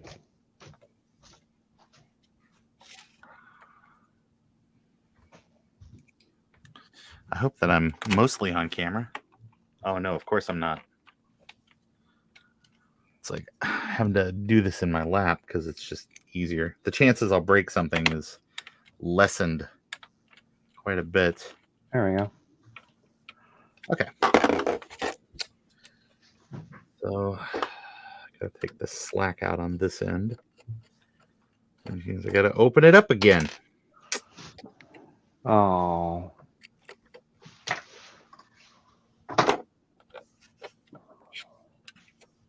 All right, there we go. Why is this even here? It's weird. It's like somebody at the factory put in this zip tie and didn't get around all the cables and then didn't tighten it all the way because they're like, I don't know what to do now. Well, I'll show them what to do now. Fix this 40-year-old mistake. Who are you talking about right now? It was my first day on the line, Adam. This Apple II power supply has 3 zip ties on it, which is what it should have for this era. But this one is not around. It's only around 5 of the 6 cables, and it's all loose. So I'm gonna cut it out of there, and I'm gonna put in a new one. I'm fixing the 40-year-old mistake.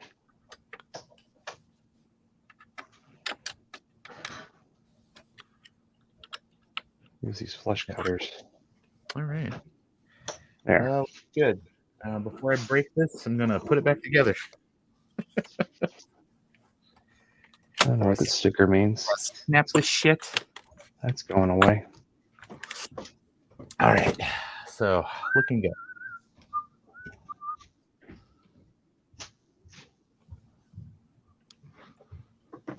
They're all good. This is the PSU I haven't opened up to look at Arifa yet, so I don't want to run it right now.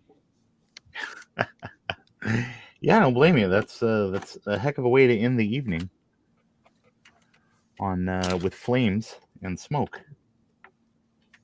Yeah, it's not a very hard repair. But I got to take the whole case apart to get that power supply out there correctly, and then there's 10 screws, and then I got to take 6 more out on the inside, and then just desolder 2 pins. It's like, no. I'll do that tomorrow. Okay. I like what Drake's drawing. Little happy Max. A bunch of little angry people next to him. Yeah, we're getting there. I like Mr. Reefa so far. He's pretty cool. That's what I was just talking about. He's He's hiding inside my Apple II right now. Mr. Electrolytic over here is also steaming and thinking about exploding. Mr. Heat him up. Oscillator here is is oscillating. You should heat up Mr. Electrolytic so he pops right off the board. Yeah. Ah! All right. Getting Kind of like close. Joe's method of getting rid of those. He just chops them up and then takes off the bottom half. Snip, snip here, snip, snip there. A couple of brand new straws. That's how we work the day away. All right. Okay. I have maybe succeeded in what I started out to do quite a few minutes ago. I probably at any point could probably rearrange the camera. Sorry, folks at home. Well, we were waiting for that crotch shot, so. Well, you got it. You've seen it. You can't unsee it. Tales of interest. Yes.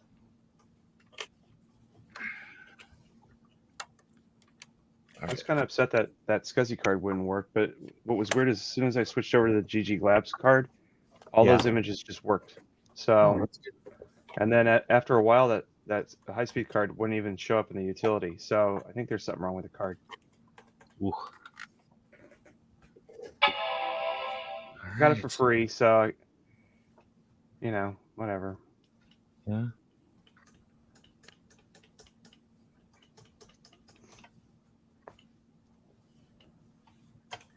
Well, I'm still getting some strobing, but it is not as bad as it once was, and it's probably just because the display needs to be recapped. Yeah. So that's okay. I'm not gonna do too much else to it. So I'm gonna put the caps back on and call this one okay. And then I'll just leave myself a note to replace the LCD. Cool. Replace it. Yep. Can you still get those panels? No, you can't. I mean, you get new old stock, but nah. You can't get brand new ones. That's just not going to happen. I always find it amazing when you can find something that you can replace, like on a 40-year-old machine, you can still find the part. Yeah, absolutely. Okay. Let me get this stitched back up here. This is in really good shape, except for the screen. So I'm going to leave myself a note on that one. So this is a 160, so it's going to have 4 megs of RAM. I need something to plug these two things together.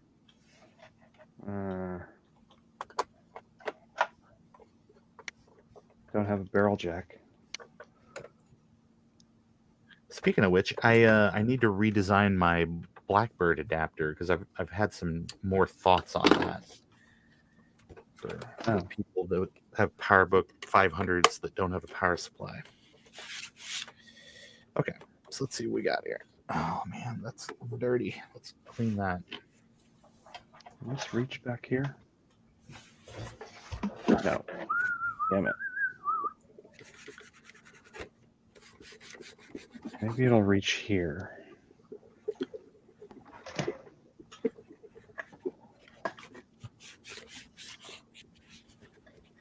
Let's see if this works. Those hinges look pretty tight. Things are going well. Okay, so all right, so let's get a label on this. guy. And what are we going to write? We're going to write PowerBook 160.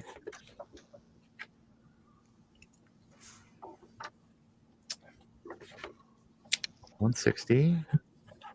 4 megabyte. No HDD. Display. Question mark. Okay. Cool. Future Ron will know what that means. Okay, Yeah. Oh, look, I got video. Nice. The video jack was removed from this, and then somebody soldered a wire on with a male, like maybe a 3-foot cable with a male RCA on it for some reason.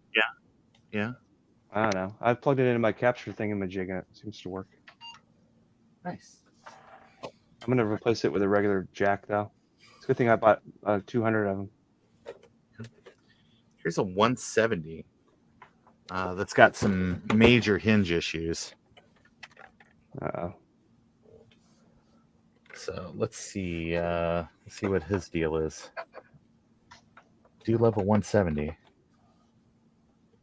I like my 165C. I think that's my sweet spot in the 100 series line. Yeah. The only I don't really care for the display. The display, that passive matrix display, really sucks. Yeah, the 180 is active, right? Yes, 180C Maybe is active, and it's small. It's wee tiny too, compared Maybe I should to. get one of those. They're expensive, but if you have the means, I highly recommend it. I don't. Okay. Well, it's all right. It's okay. I don't either. I buy other things. PowerBooks have never been one of my priorities. PowerBooks are. I love the PowerBooks. I think they're really cool. They're neato mosquito, as the kids say these days, right? Mosquito, man. Wow, this thing is maxed out. It's got 80 columns and a disc 2 card. All right. So this looks I'm pretty leaving good. this cartoon in the corner. All right. So let's see. Cool. So there's 160, no screen, no hard. RAM test. So that's done. 180 shuttered screen. Here's I have 2 520s sitting here for God knows why. Let's see, what do we got over here?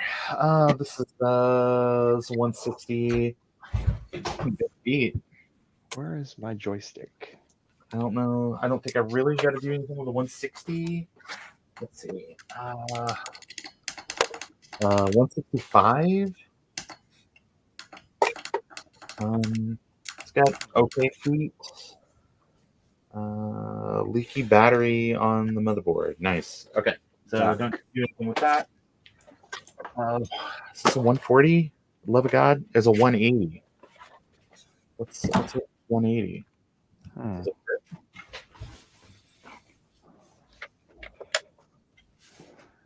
170. Yeah, this 170 is pretty. Gonna fix them hinges at some point. Bad hinges. No good. What am I thinking here? I'm gonna take apart and look at those hinges here in a minute. Okay, so let me write bad hinges on.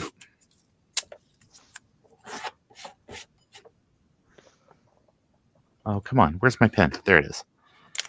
Okay. Bad hinges. 170. Bad hinges. Yeah. That'll happen. All right. So what is this? What's this here? God damn it. It's a 170 or 160. I don't want that. I want you. Go away. I don't want a 160. I need a 140 and a 145. I want a new car.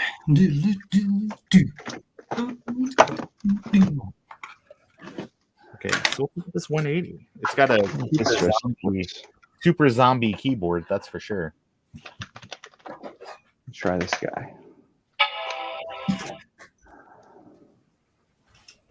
Oh, this has got to be repaired. Never mind. I got this joystick that the cord looks like a mouse chewed on it or a rabbit or something. Nice. It's intentional. Oh man, it's got the caps have completely turned into putty. Gross. That's unfortunate. Yeah, it is. Hey, but that display looks really great.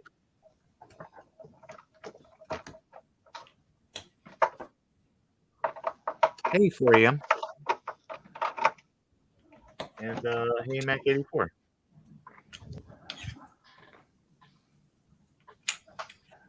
Yeah, not too bad. All right, I'm gonna have to go and look in my pile of. All right, so this I'm thinking a 180, pretty good shape. This is trade bait, probably. Trade bait. I like that phrase. Yeah. Ooh, fishy, fishy.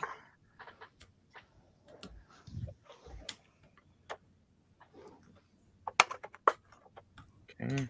Pretty good feet. Pretty good feet. It's in pretty good shape. Pretty good shape. Do you have That's a- any memory expansion boards in some of those? Oh my gosh, I've got several. Yeah, I picked up a 180, and it had a card, but it only was populated with about 4 megabytes. Oh sure. But the Yeah. reverse side of it was just completely blank, but it still had the footprints for the rest. Right. And I went on Mauser and I actually ended up finding some compatible RAM just with the same refresh rate and everything else, and populated it to get the total 14 megabytes inside of that thing. And I was just like, that was easy. I got one of these here. Silicon Insider's actually making new. Yeah, that was like modern- the exact same style. Yeah. And it just doesn't have any. Okay, give me 1 second. I shall return. I'm gonna go and see if I can find that 140 and 145. What I need to do is find the joystick with the broken buttons and the pack of buttons I bought from Jameco, I think, at the same time, so I can finally fix this dumb thing. Were they just the tiny, tiny little Omron switches in there? They're not super tiny. They're like maybe a third of an inch wide. 5. Yeah, okay. I had to order them on back order, and it took like 4 months before they finally came in. But I bought a bunch so I could fix all these dumb joysticks. 145. I have a huge bag of the Apple II joystick compatible replacement switches that I bought maybe like 3 years ago because I had a few to fix up. Yeah. But now I end up using them for so many other projects. Hell is this? I don't think this one works either.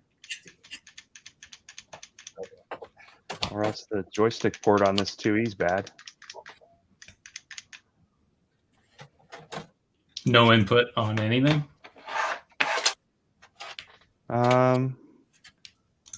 So I pushed J on this game. I think that makes it start joystick mode. Yeah. And All right, see, I can use the Apple key. Board. That's good. That's not doing anything either. Wait. No, I got no control.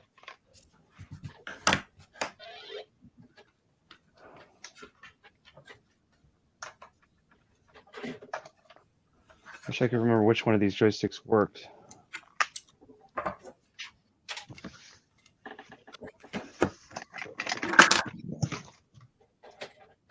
I got this one that goes in the dip connector. I'll try that.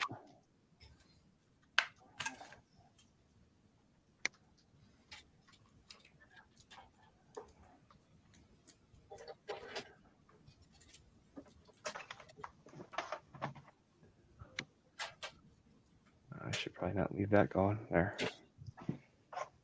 140.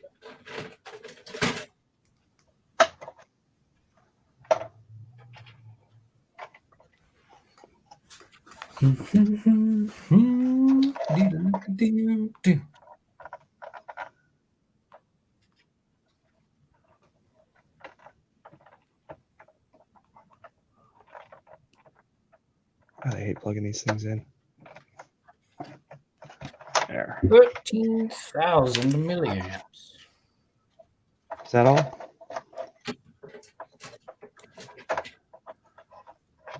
That's all that's going inside of this PowerBook.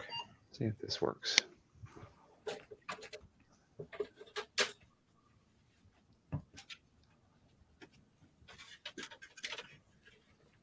All right, I found a 145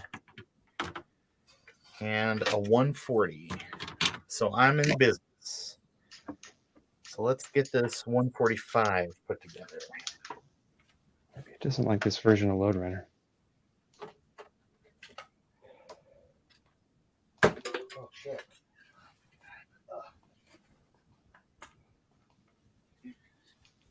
And I found a 145 daughter card. Let's get, or a 140 daughter card.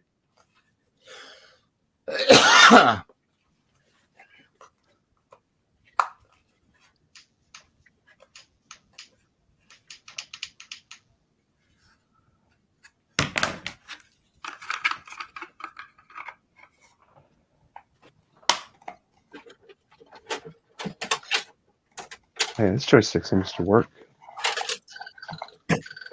Yeah. Oh shit! Now I gotta find a 140 bottom case. Oh, Adam, you and your Nintendos. This is an Apple II. You playing your Nintendo again? I'm playing with my. Oh, I died. I have a delay because of the capture card. It's a Load Runner on the Apple IIe.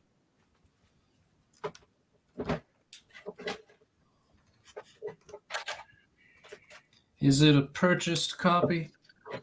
Of course not.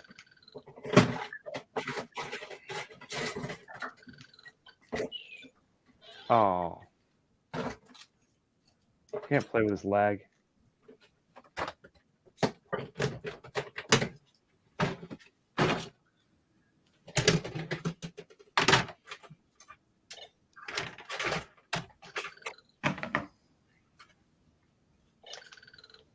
$150, 40, 45, 40, 170.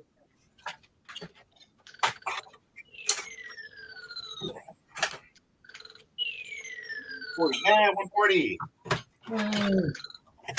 I did it. 140. 140.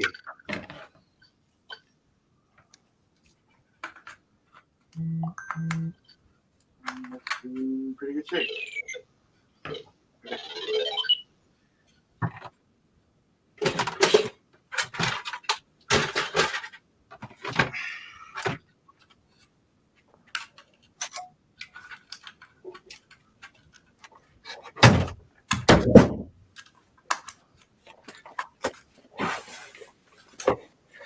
Hey, I found everything you need. Within reason. Okay, so I have some 140 parts and some 145 parts, and that should be everything I need to get this fixed. We'll start with 145 first, since that's the most together.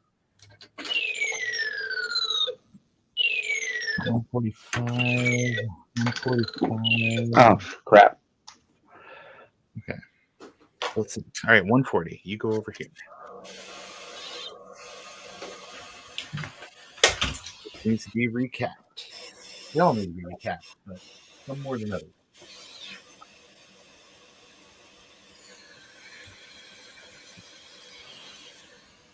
I don't like this level. This level's hard. Okay. Let's see what we got. 145. Okay. 145, 145. Okay. Feeling good. PB 145. Feeling great. Looking good. Feeling better. Yeah.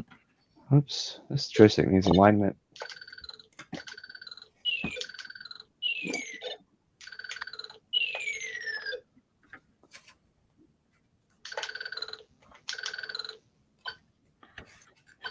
That sticker's been on there so long it ain't coming off. Okay. Great.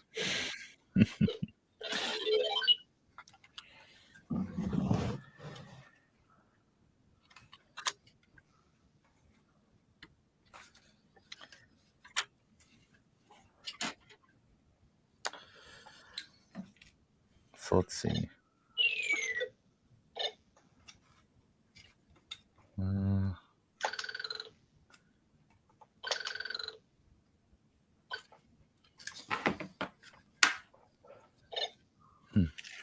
know. This is shit. I laid my arm in super glue. Wonderful. Oh. Oh, now I'm stuck to the desk, and I can't go to work. I've fallen and I can't get up. We're sending help immediately, Mrs. Mitchell. Oh, I bummer. fall and I can't get up. All right. Well, I guess it'll just be part of me for a bit. That's when I became desk man. Ba-ba-ba-ba, able to do anything within reason as long as it's within the confines of his desk. Dun, dun, dun. Don't ask him to go outside or do any chores because he can't leave his desk. Down here. Come on, come on, come on. Ah. Run away. This is so weird. This says 145, but it has a PowerBook 140 daughter card in it, which I don't know if that's correct. Let's say it's not.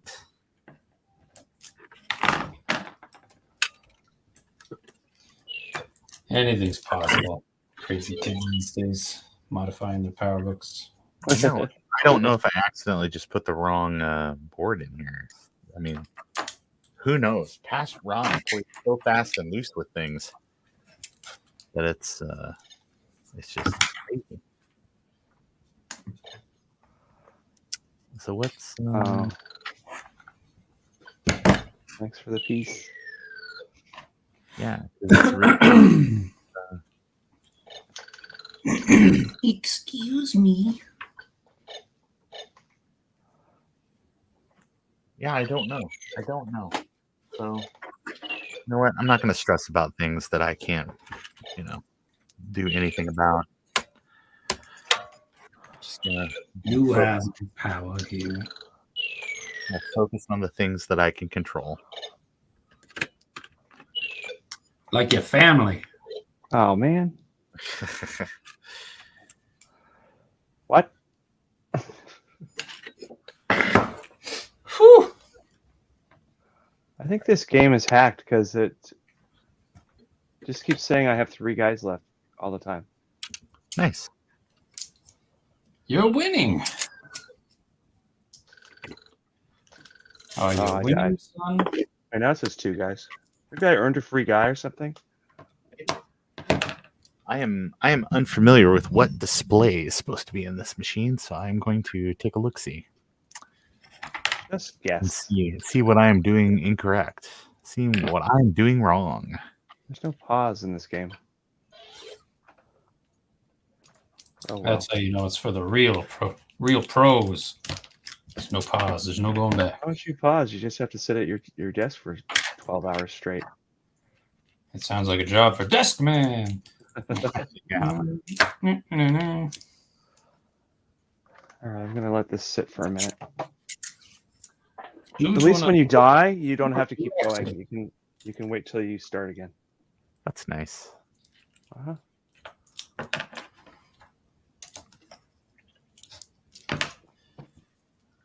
I didn't that- choose desk life. The desk life chose me. I mean, literally, I'm glued to it. What battery? What thing does that battery pack go in? It's going in Ron's whatever he wants. Yeah, whatever I want, Adam. So you can just stick it in and it molds itself to shape it, so it just works. Yeah, just it. Goes in any of the PowerBook 100 series machines. We need our batteries are just made out of like dough, and then you can just squash it into the thing and then stick 2 pins in it, and it works. Yeah. Hey, you're thinking about a potato. I was thinking like Play-Doh,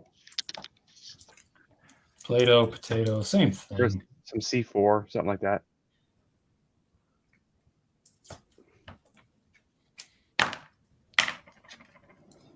See, 0449. the trick to making a battery pack is you gotta try and keep the battery juice inside the machine. Wait, everybody, take notes. Take notes. I usually sprinkle it all over the motherboard. That's the best part. Ooh. Best way to do it. Nice. Okay, well, that explains that. Guy refunded me for that case. That's good.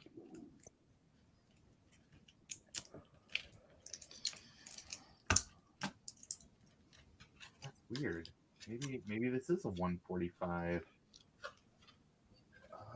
thing. I don't know.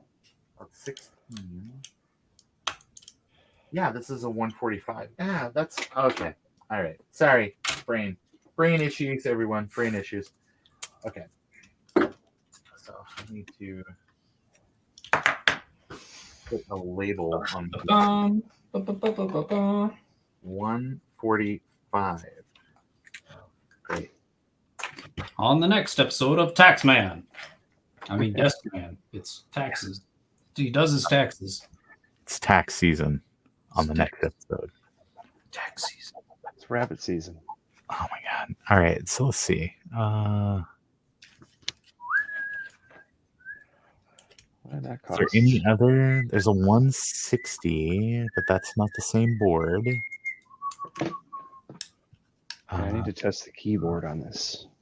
484 145B. Lord. Oh, I know. I can use the diagnostic card. Where did it go?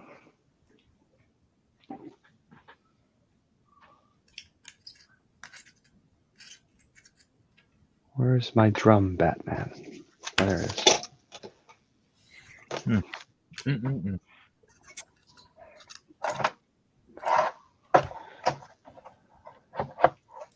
I need to know how much RAMs this has.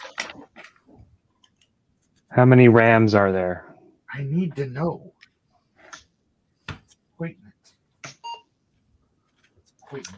No. That's wrong. Look it that way. Okay. I need to look at the bottom side of this board.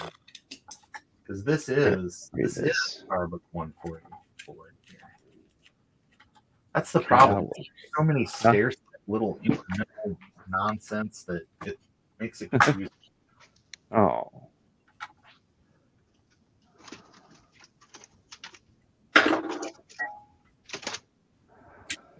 So let's see.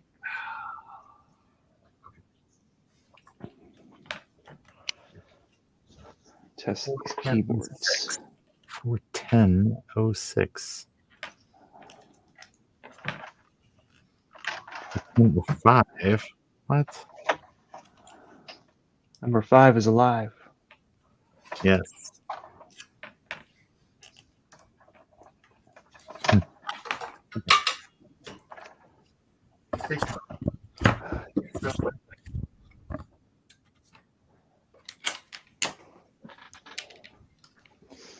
I bought some more loose Apple IIe keyboards. Nice. And the guy said, these are useless. They don't have the ribbon cable. Yeah. Oh, okay. Well, one man's junk, I guess. Oh, it comes. Oh, and one has a broken key stem. So yeah, that makes it completely worthless.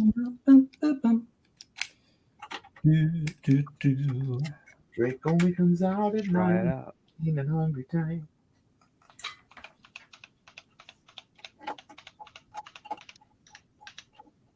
Wow, so far all the keys work. Oh, caps lock's not on. That was it. That was the end of the road for that screw. Okay. Oh, these two keys don't work. Okay. All right. So, what do we got to do here? Any of these other machines have working displays, or even sort of working displays. So 3 keys don't work on this.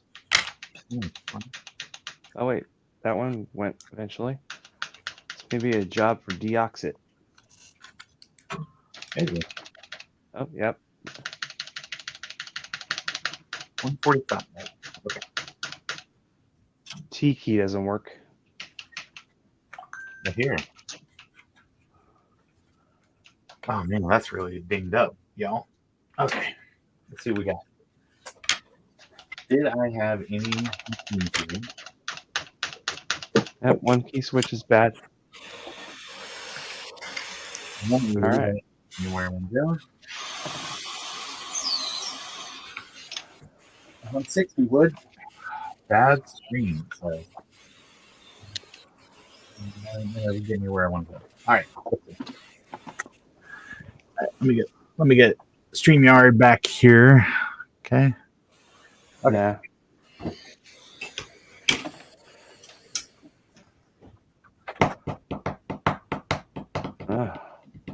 Oh, look at that. It's got a hard-boiled egg. Neato. Man, I wish I could find some aftermarket trackballs. Yeah. Look at the color of my balls. What are you laughing at? It's not a joke. What? It's not funny. The K key doesn't work, which is the key you need to get into the keyboard test. Oh no. Oh, how tragic. My key. Oh, I'll do a baddie and swap the keyboard live.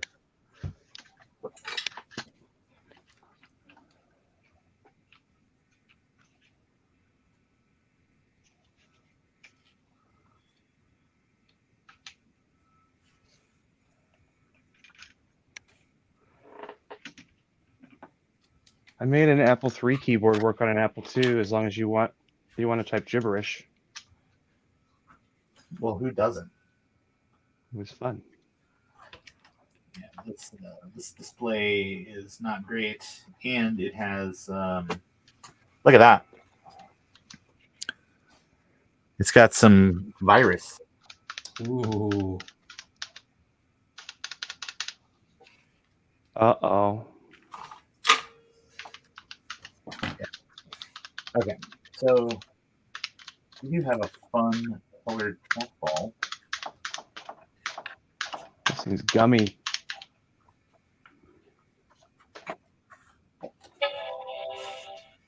Chimes. Let's get that going for it. That hard drive is not having it. I can't believe I didn't pull that drive out. Maybe why. Caps lock is jacked. Okay, so pad screen. 170 is not the same display. Yeah, this one's crusty.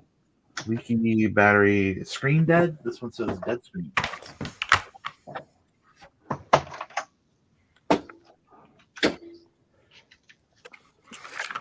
That's a crusty. Yeah. Hey, do you guys think this screen's gonna work? Yes, it's fine. Oh yeah, this one no power on at all. Okay. Oh wait. Oh. Is there a line on the screen?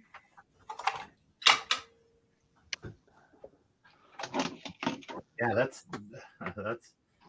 dead as a coffin nail right there. Mm-hmm. Poor thing. This is my next keyboard fix candidate. This one is garbage. Are we supposed to be able to see what you're doing, Adam? I'm sorry. It's ASMR. It's Adam messes with stuff really fast. Yeah, no, I was playing with these keyboards that I got as untested whatever. This one has a busted off tab key, and the T key is not working, so that's not too bad. It's just two switches I got to change out. The other one is all mushy and it's got goo in it, so that one's going to go in a cleaner. But they were sold as untested, and the guy's like, "Why do you want these? They have no ribbon cable." Like, oh, I can't crimp a new ribbon cable together. That's just too difficult. Well, it might be. I don't know. For you? For me. For me, it's too much. Yeah. The little incandescent light in my keyboard is not working.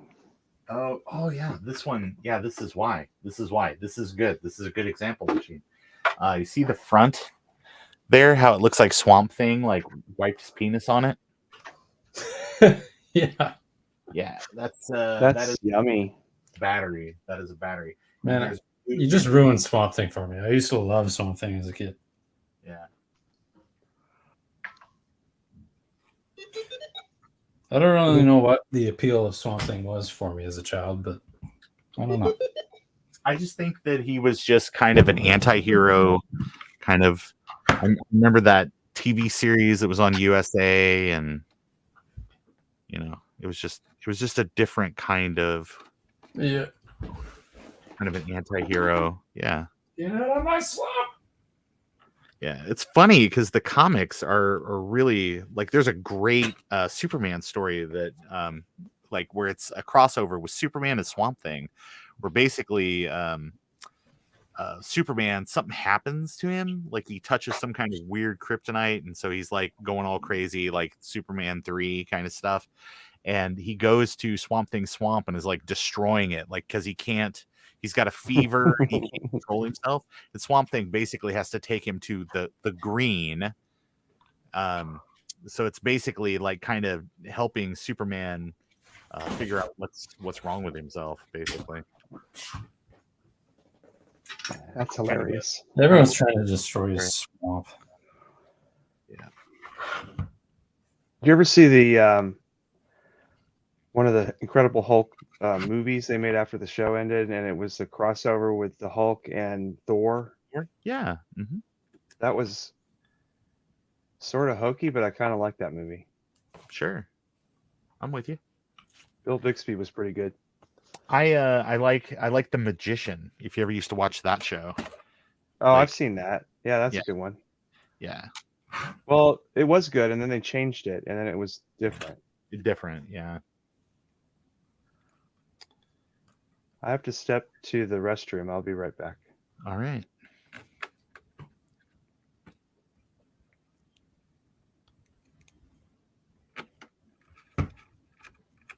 Yeah, I do. I remember I think it was on Fridays, a Friday, watching the Hulk as a kid, watching Fantasy Island as well. Oh yeah.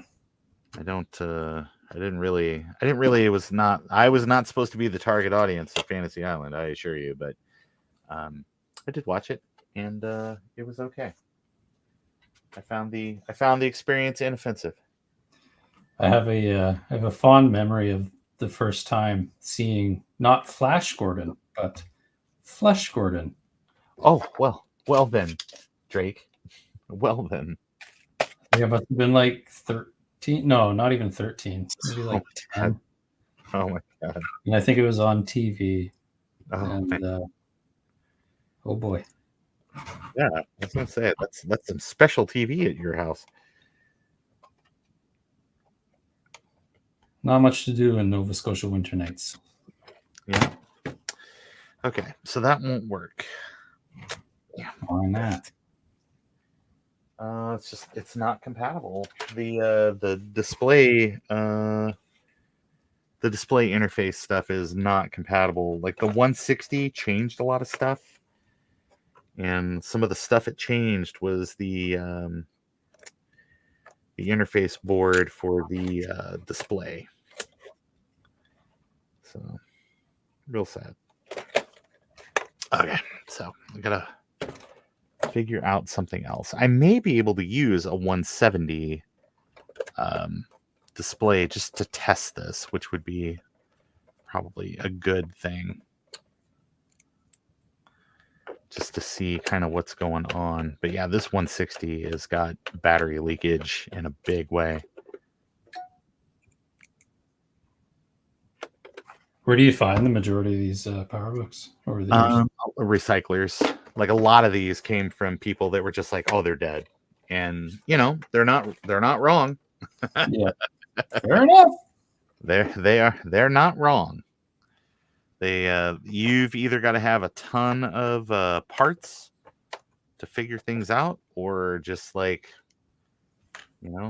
more time than sense, I guess. This has been really working on this for quite a while, trying to get this all sorted. All right, so didn't get anywhere with that.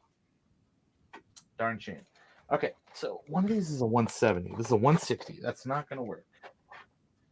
Where's that 170? 180. 180 will not work either. 170 will work, potentially. I'm just kind of curious. Bad hinges, 170. Okay, so I should be able to maybe steal the display out of this for a second just to test and see if this powers on. I believe you could. I don't. I'm fairly certain that it is compatible. It's just that the interface cable, or because there's a intermediary board that holds the speaker and the CMOS battery, Yeah. the PRM battery, and serves as the interconnect for the LCD, like the data output. And it is just fundamentally different on the PowerBook 160. It's not going to get you where you want to go. But I do like this 170 here, because it has a RAM module in it that appears to be a big one. This is probably 6 meg. So that'll get you to 10 on a PowerBook 170. Okay, so is it 10? Yeah, I think 10 is where it caps out.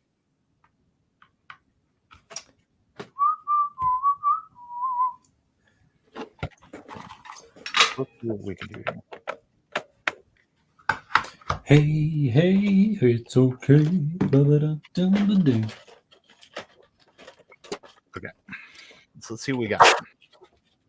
We got bad hinges, but I think the display worked when I looked at it a second ago.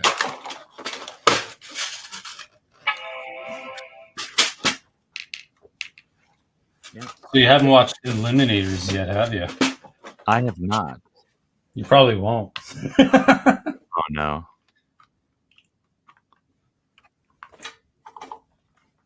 A 140 with a really great screen. I hope that smoke doesn't come out of this. A 140 with like a really great display. That'd be pretty cool. Yeah. All right. Let's see what we got. Let's get this thing a boot.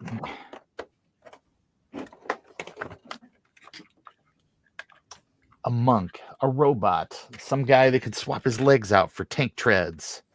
I need my mobile unit. And the whole premise behind Mandroid is that some crazy scientist builds a time machine. Yeah. He sends Mandroid back in time to collect, quote unquote, artifacts. Yeah. But how are they artifacts when he's going back in time and bringing back like Roman swords and shit? They'd be brand new. Yeah, that's If you were true. to carbon date that stuff, they'd be like, this is just like a brand new sword. Yeah, you just got this. Yeah. Did you order this on Wish? Come on now. Yeah.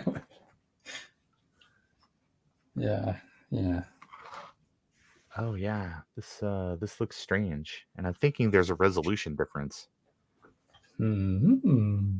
between. I think there's a resolution difference. Yeah, 640 by 400. What's the PowerBook 170? Let me look that up real fast. Apple 170 specs. Let's see. The Book of Power. Oh yeah, okay. Yeah, 170 is 640 by 400. Okay, so Apple 145. You guys are talking about going back in time and then getting stuff. Yeah, man. Why don't you go back in time and then put it in a cave, and then come back in the future and then go to the cave and get the stuff? It'd still be brand new. I would have been in the cave the whole time. Well, I guess. Yeah, I guess. You know, like you put Kind your of what DeLorean in a Bender cave, did. and then you wait 100 years, and then it's right there. Yeah, that's what Bender did. He would just go back in time and stay in the cave until what would be the present. You got all the stuff for the scammer aliens. Yeah. All right. Let's do a battery test. Actually, that's pretty cool. That's really nice. It's a really nice display here in this quasi PowerBook 145. All right, let's fix the hinges here at midnight. Jack. Hey, Jack, how's it going? All right, so let's go ahead and let's figure out what's wrong with these hinges. What's wrong with this display is really what it comes down to. All right, pretty sure that I don't need to do anything else inside this machine, so we can make sure it's screwed together.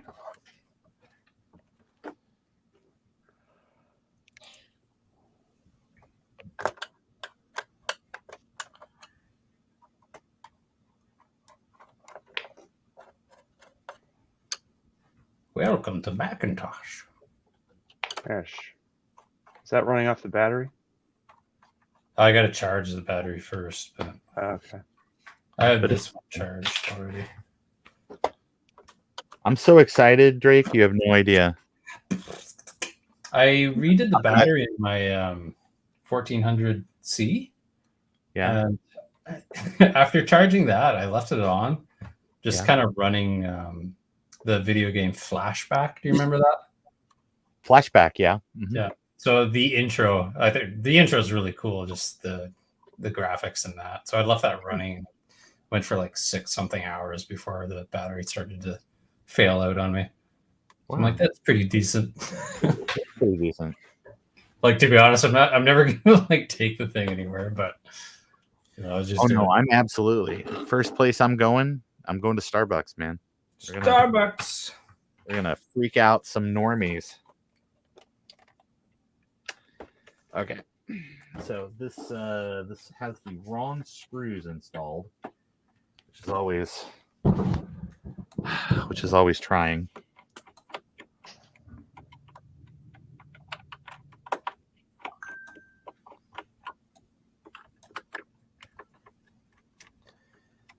$8 megabytes of RAM in this PowerBook 170.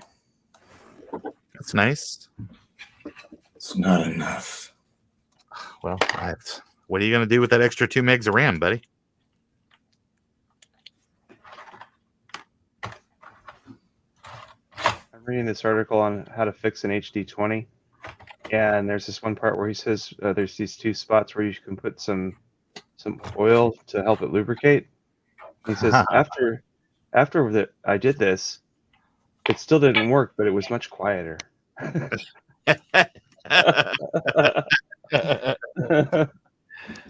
there. All right. One right here is running off the other battery now. Look, man, no cable. Oh. So my only quip with these guys, Ron, is that the side cover for the PowerBook that I printed off. Yeah. The design didn't have the retainers that actually keep it onto the battery itself, but like I printed them off anyway. It still just slides right onto the body once you've slotted the battery in. So I don't think you need to have that. Okay.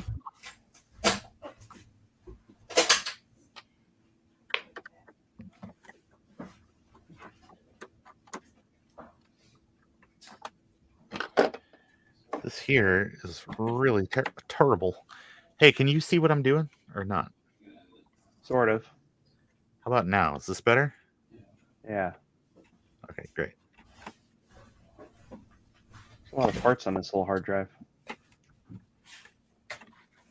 It's like Oops. I didn't shut it down properly last time.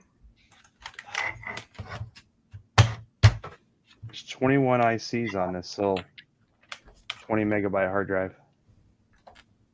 Fancy little cover there. Like 1 IC per megabyte.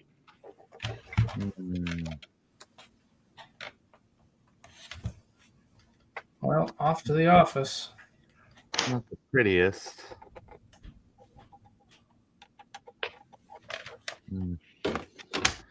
Let's see what I got before I get too much further on it. Okay.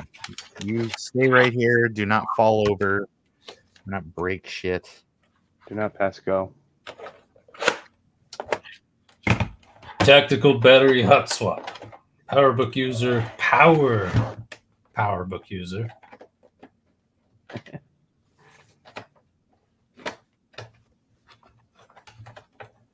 Ron, did you see my snooper? Are you there, Ron? Snooper.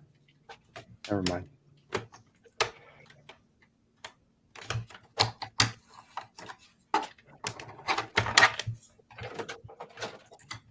Bye, Thomas.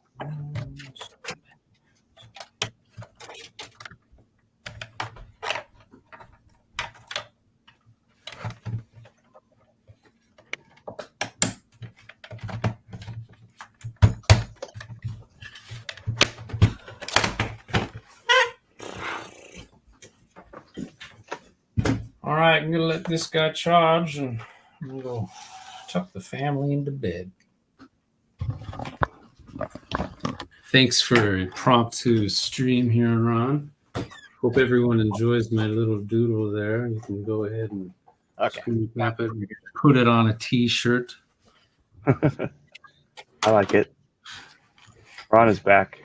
You guys can make the decision. Look, there's that one. Here's this one. That one's scuffed up. I like the scuff one. This one's got some scuffs, but it's maybe not as terrible. The really bad scuff one says you're a road warrior and you're not afraid to get rough. Yeah, and then if you scuff it more, it won't matter. Yeah, exactly. Oh my gosh, that's too much pressure. All the kids at Starbucks will think you're really cool. All right, fam, I'm out. All right, good to see you, brother. All right, we'll see you guys. Bye.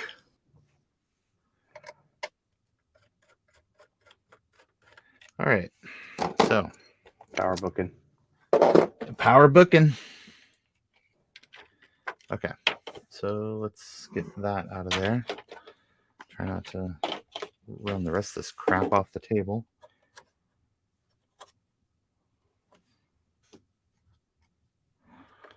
I don't know. I didn't make those. So I wonder if they'll any good. Anyway, sorry. Uh,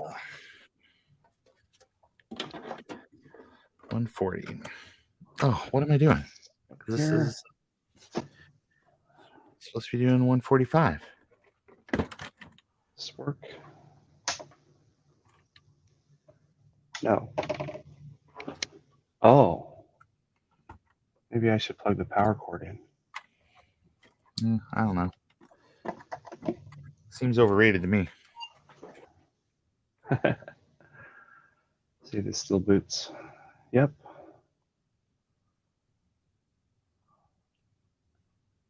I like these early machines. They don't have the cheap stuff, MT RAM and capacitors made out of cheese.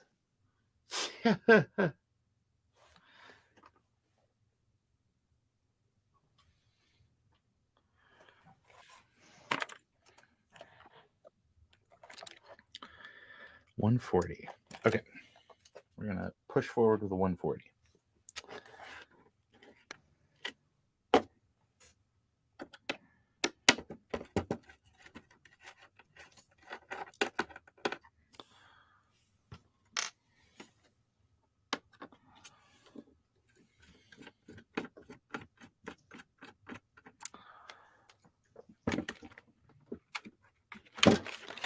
Okay. So this looks terrible. Someone else tried to fix this. This was not me. I did not do that. I will not take the blame. Okay.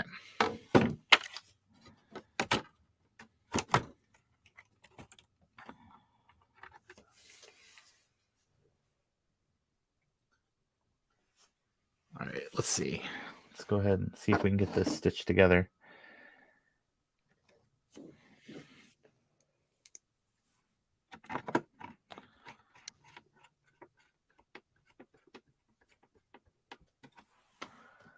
And where's the back here? Oh yeah, the hinges are destroyed on that. That's right.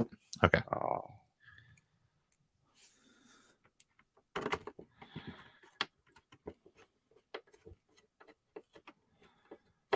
Okay. Wrong size screw, or screw doesn't want to thread. We don't need no stinking screws. I don't know. They're pretty handy for keeping these LCDs from sliding around in the display case here. If you say so. Just do it like Apple does it now. Just put a bunch of glue in there. Fair enough. That's probably the way forward, in fact. Okay, so there's that. Where's my... Okay, here we go. So 140. And we can... Is this an untested combo you're doing here, or? No. This is a 100%. I just tested it a minute ago. Okay. But the hinges are bad. Or the hinges were bad. But they're good. They're good on this combination of hardware. Okay, so let's see.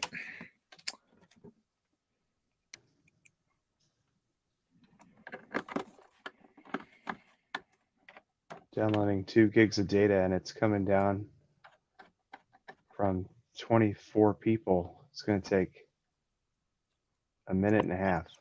Oh my gosh, isn't that great? Yeah. What a wonderful age we live in. This would have been like a 3-day download 10 years ago. Yeah. Okay. All right, that seems pretty secure.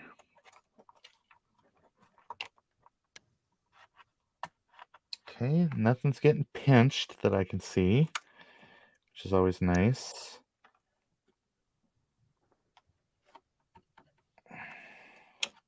Hello, Jeff.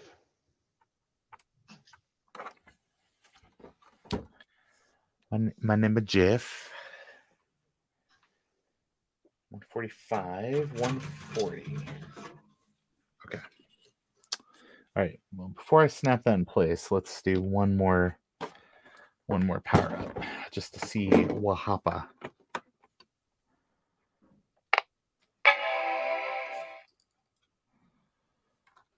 Bong. Download complete. That's 2.1 gigs. That's amazing. This amazing. This was working a second ago. So what happened? I don't know.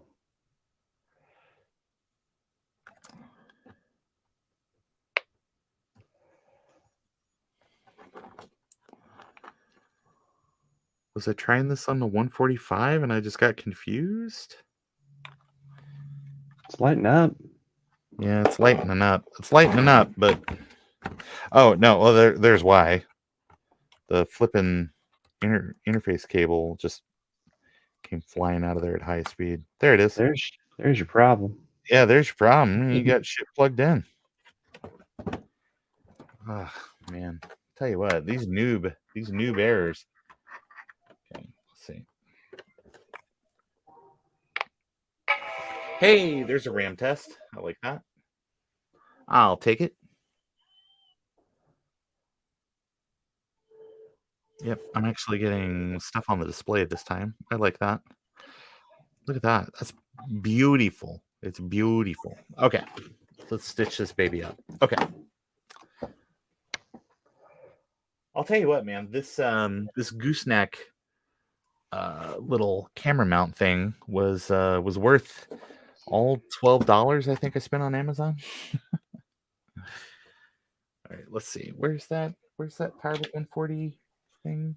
Here it is. Okay.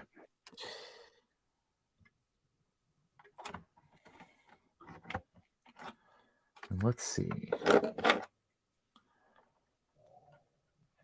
See if I can get this crap where I can actually screw it back together. All right. Oh, that's right. What? Nothing. This one does not have the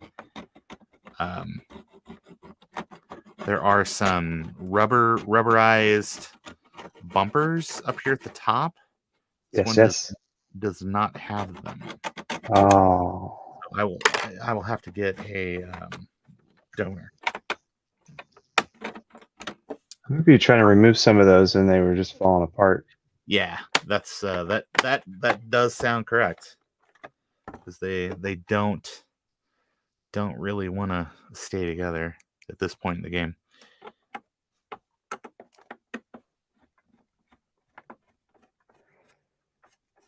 Okay. Doing my best not to strip any screws out. That would be bad. Yeah, that would be bad because it sure makes it a pain in the ass to take stuff apart later. Okay, so let's go ahead and let's get a blue scuzzy in here. And Joe came in just to say goodnight. Oh, hey, Joe. Hi, Joe. Hello, Joe. Good night, Joe. I don't even know if he's still there. That's okay.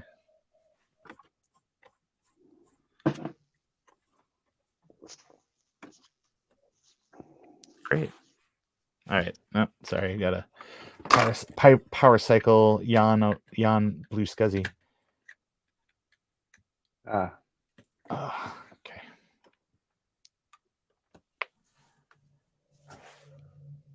Hey, looky there. And I'll tell you what, man, a 140 with a 170 screen transplant, really nice. It's pretty cool. Gotta admit, that's Is that nice. active matrix or? It is active matrix, yeah. Neato. I really need some more battery covers, though. I appear to be light on battery covers.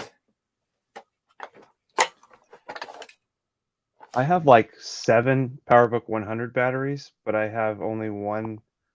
PowerBook 100. Yeah, but for the other you have 100 series, I only have one battery between all the machines, which is Oh, weird. wow. That is weird. Okay, so I do like this. Man, this is it's pretty. Okay, yeah, 2 megs of RAM. Isn't that something else? Isn't that That's something a lot. special? Yeah. Okay, so All done? yeah, with that one. Sweet. And you know, cover's not terrible. It's not great, not terrible.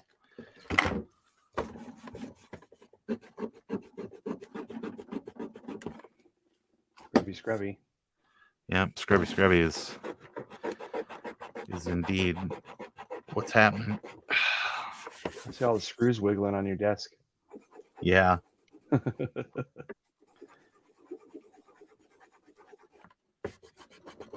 Some of this stuff comes off. It needs a little love and 91% IPA.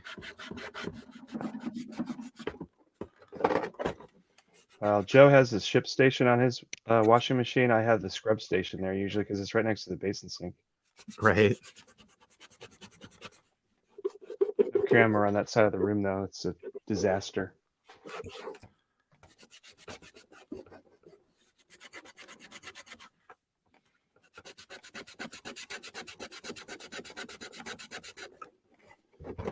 Some of the stuff comes off pretty easy. Some of it is needs a little more encouragement.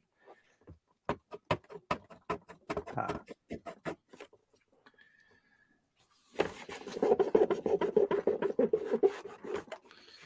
right, let's see what Magic Eraser has to say about that.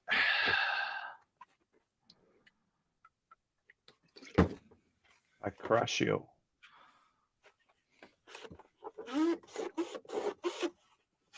Oh, that's a good noise. Yep.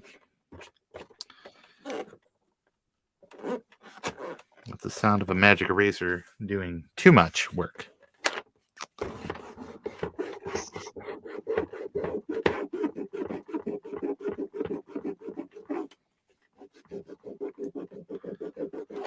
Okay. Well, I would say it's for what it is, it's good enough. Okay. And I do not think I have enough parts to actually fix that 145. I'm going to need some repaired displays first. So I think I am at the end of the road here, unfortunately. Okay. Let's see. So let's label this guy. It's 140, 140, 2 megabyte, no HDD, and it's got a 170 display. 170. Put a note there. Okay, so we were able to go from not a lot of stuff complete to quite a bit of stuff complete today. So I think that we are doing well. All right. Now I just got to figure out 145B, way easier to get than 140, that's for sure. Yeah. Oh no. Oh no. Everything's falling over. Be careful. Yeah, I'm trying to, but oh man, it's a mess. And lots of parts are making lots of sounds as they fall over and break. Uh-oh. That happens. Let's get these doors off of here. A couple of doors that would be good to salvage for other machines. Yes.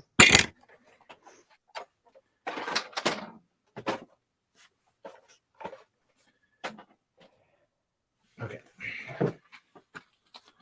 This is a 170. Yeah. Oh yeah, this 170, it's got like industrial hook and loop underneath it. Like the hard kind of stuff?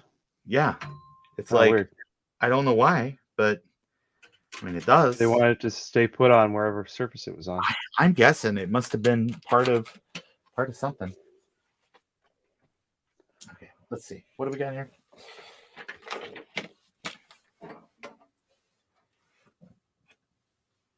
Let's see. Any of these other ones got a covers? No, they don't have covers. Good. Okay.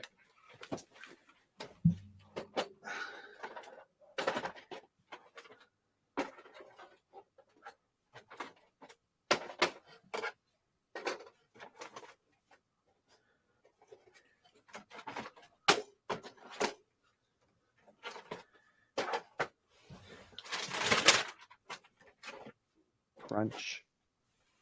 Crunch is right. Okay. What was that?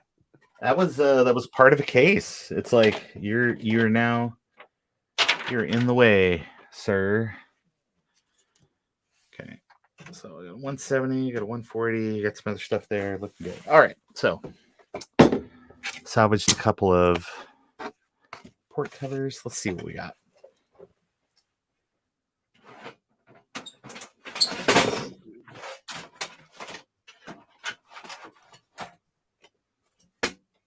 Hey, did you know my 165 had no hard drive in it? No. Yeah, no hard drive. My 165C has a blue SCSI in it.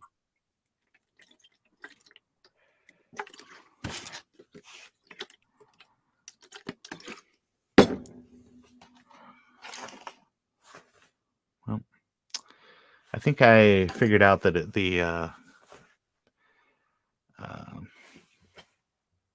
oh, I guess you can't really see that. The ink they used is alcohol soluble. Oh. So that's good. Yeah.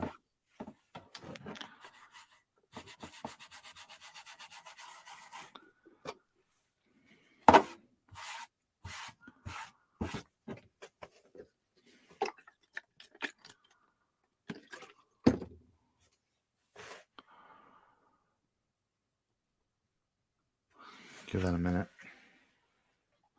All right, let's see. Which one of these machines need port covers? Hey, this one does. This is a 165. What else we got?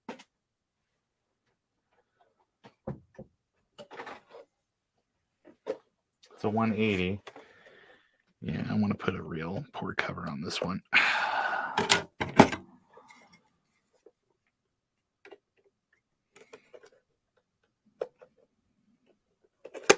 Nice. Okay.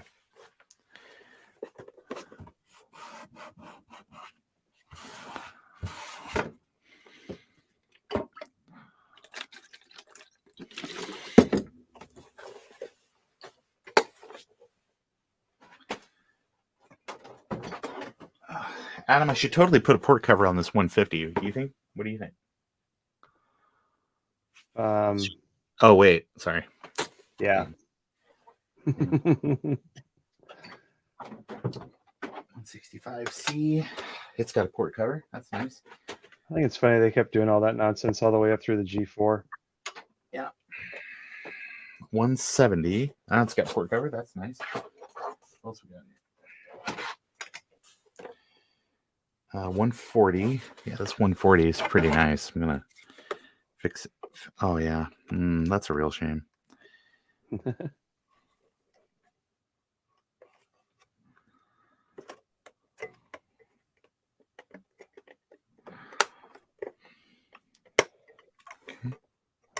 Hi, Failcore. Failcore sent you a donation. Oh, really? Hold on. Hey, thanks. Hey, thanks, Failcore. It's happy you were streaming while I stress out on VCF stuff. Yeah. Yeah, that'll happen. I don't know that we're really getting anywhere with what we're doing here. So I finished my stack of materials for tonight. yeah, that's good. I actually we probably need to wrap this up here in just a couple minutes. Yeah. Let me put this 140 away. I still have to test that green screen, but I don't want to get it down from the shelf it's on tonight. Fair enough.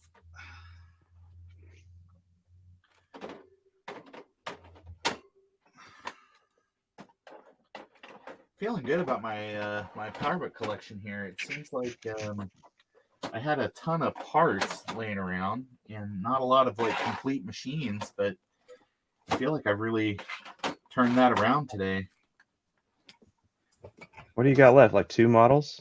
No, really, I've got the whatever you what the heck do you call it? I got to get that 145 built, and I have I need more working displays is the problem. So I've got the 145 board, and I have a 145 front cover. I just need a 145, or I just need a display, which I do have another 170 display over there that I could probably just drop in here, and it would be whatever. It would work. It'd be a working display, but it would not be original. So Yeah. yeah. Hey, obsolete techie. All right, let me switch my camera back here. God, hold on. It's one of these buttons. Hey, there I am. Sorry. Okay.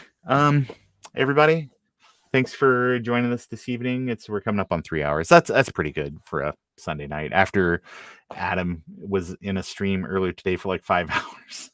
Yeah. So, well, I'm glad you're able to get your stuff done, man. I always I like watching your projects because it's not always the same stuff, Adam, and you always have something that's cool and rare and kind of exciting to see to see work again, because I know you get a lot of this stuff sight unseen, or just sort of you buy it on kind of a whim that you know you're going to fix something. So Yeah. I know. I'm so excited. It's going to look amazing when I get another 512 put together.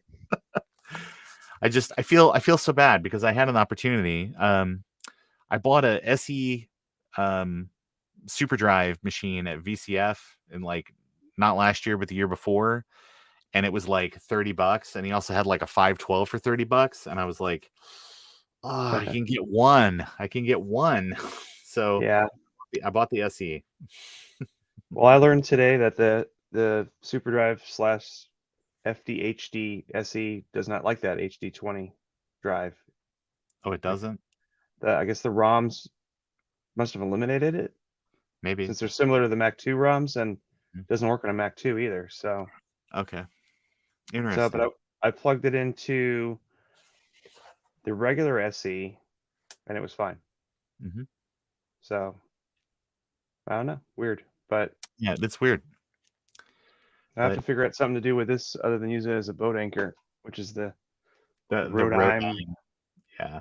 Yeah, I'm not sure that this is bad yet, though. So I'm gonna Mhm. take this Yeah, and the other, swap some parts around and see if any of them are actually good. Yep. But I don't need 3 of these. Yeah. I had somebody lined up. I was going to try to buy one, and then they backed out, and I'm like, so. Well, the So only I one I appreciate. bought that said it was working was the only one that didn't work, which was Oh, annoying. But it did have a very nice looking case, at least, so I was able to swap them around. excellent. All right, I got to do some more work on my on that back there and see if I can get that or use some goof off or some what's the deal? Everybody's like brake cleaner. Yeah, you just put brake cleaner on it, and I'm like, I don't know. That'll burn the plastic. Yeah, I was thinking that will melt your plastic. So I will try some weaker stuff first. So, all right, probably to let you go. Thanks again, Adam, for Okay. coming by and hanging Yeah. out with me this evening and doing some fun stuff. It made for an exciting evening. So, everybody at home, thanks so much. Thanks for the Hey, invite. yeah, don't forget, check out Adam's channel. It's Adam's Apples here on the YouTube, and you can find him at Hulkentosh on the bird site. Yeah, So he's definitely give. hiding right there somewhere. Yeah, the Wait. Hulkentosh is, yeah. Yeah, there's a screen in the way. Yeah, but check him out, and you know where to find me too, because you found me here this evening. So thanks for joining me for PowerBookin. We'll probably do this again sometime soon as I get some additional parts. Don't forget, if you are, this will probably be my last thing that I'm going to do before I head out of town. So don't forget, VCF East starts on Friday of this week. Friday, Saturday, Sunday. Our good friend Steve is going to be there doing the YouTuber panel, I think, on Saturday, along with our good friend Mike from Mike's Mac Shack. So Mac84, Mike's Mac Shack. You can check that out. I know that Dave Murray and some other folks. I know Sean from Action Retro is going to be there. So it seems like there'll be some fun people to bump into if you happen to be in the area. I'll be there too. I know. Adam's going to be there. It's going to be so exciting. I get to see people in person for once. Yay. So I don't have to wait till September, that is. So, all right.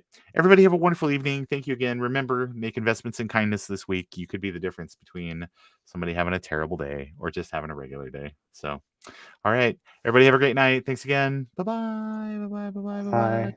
I'm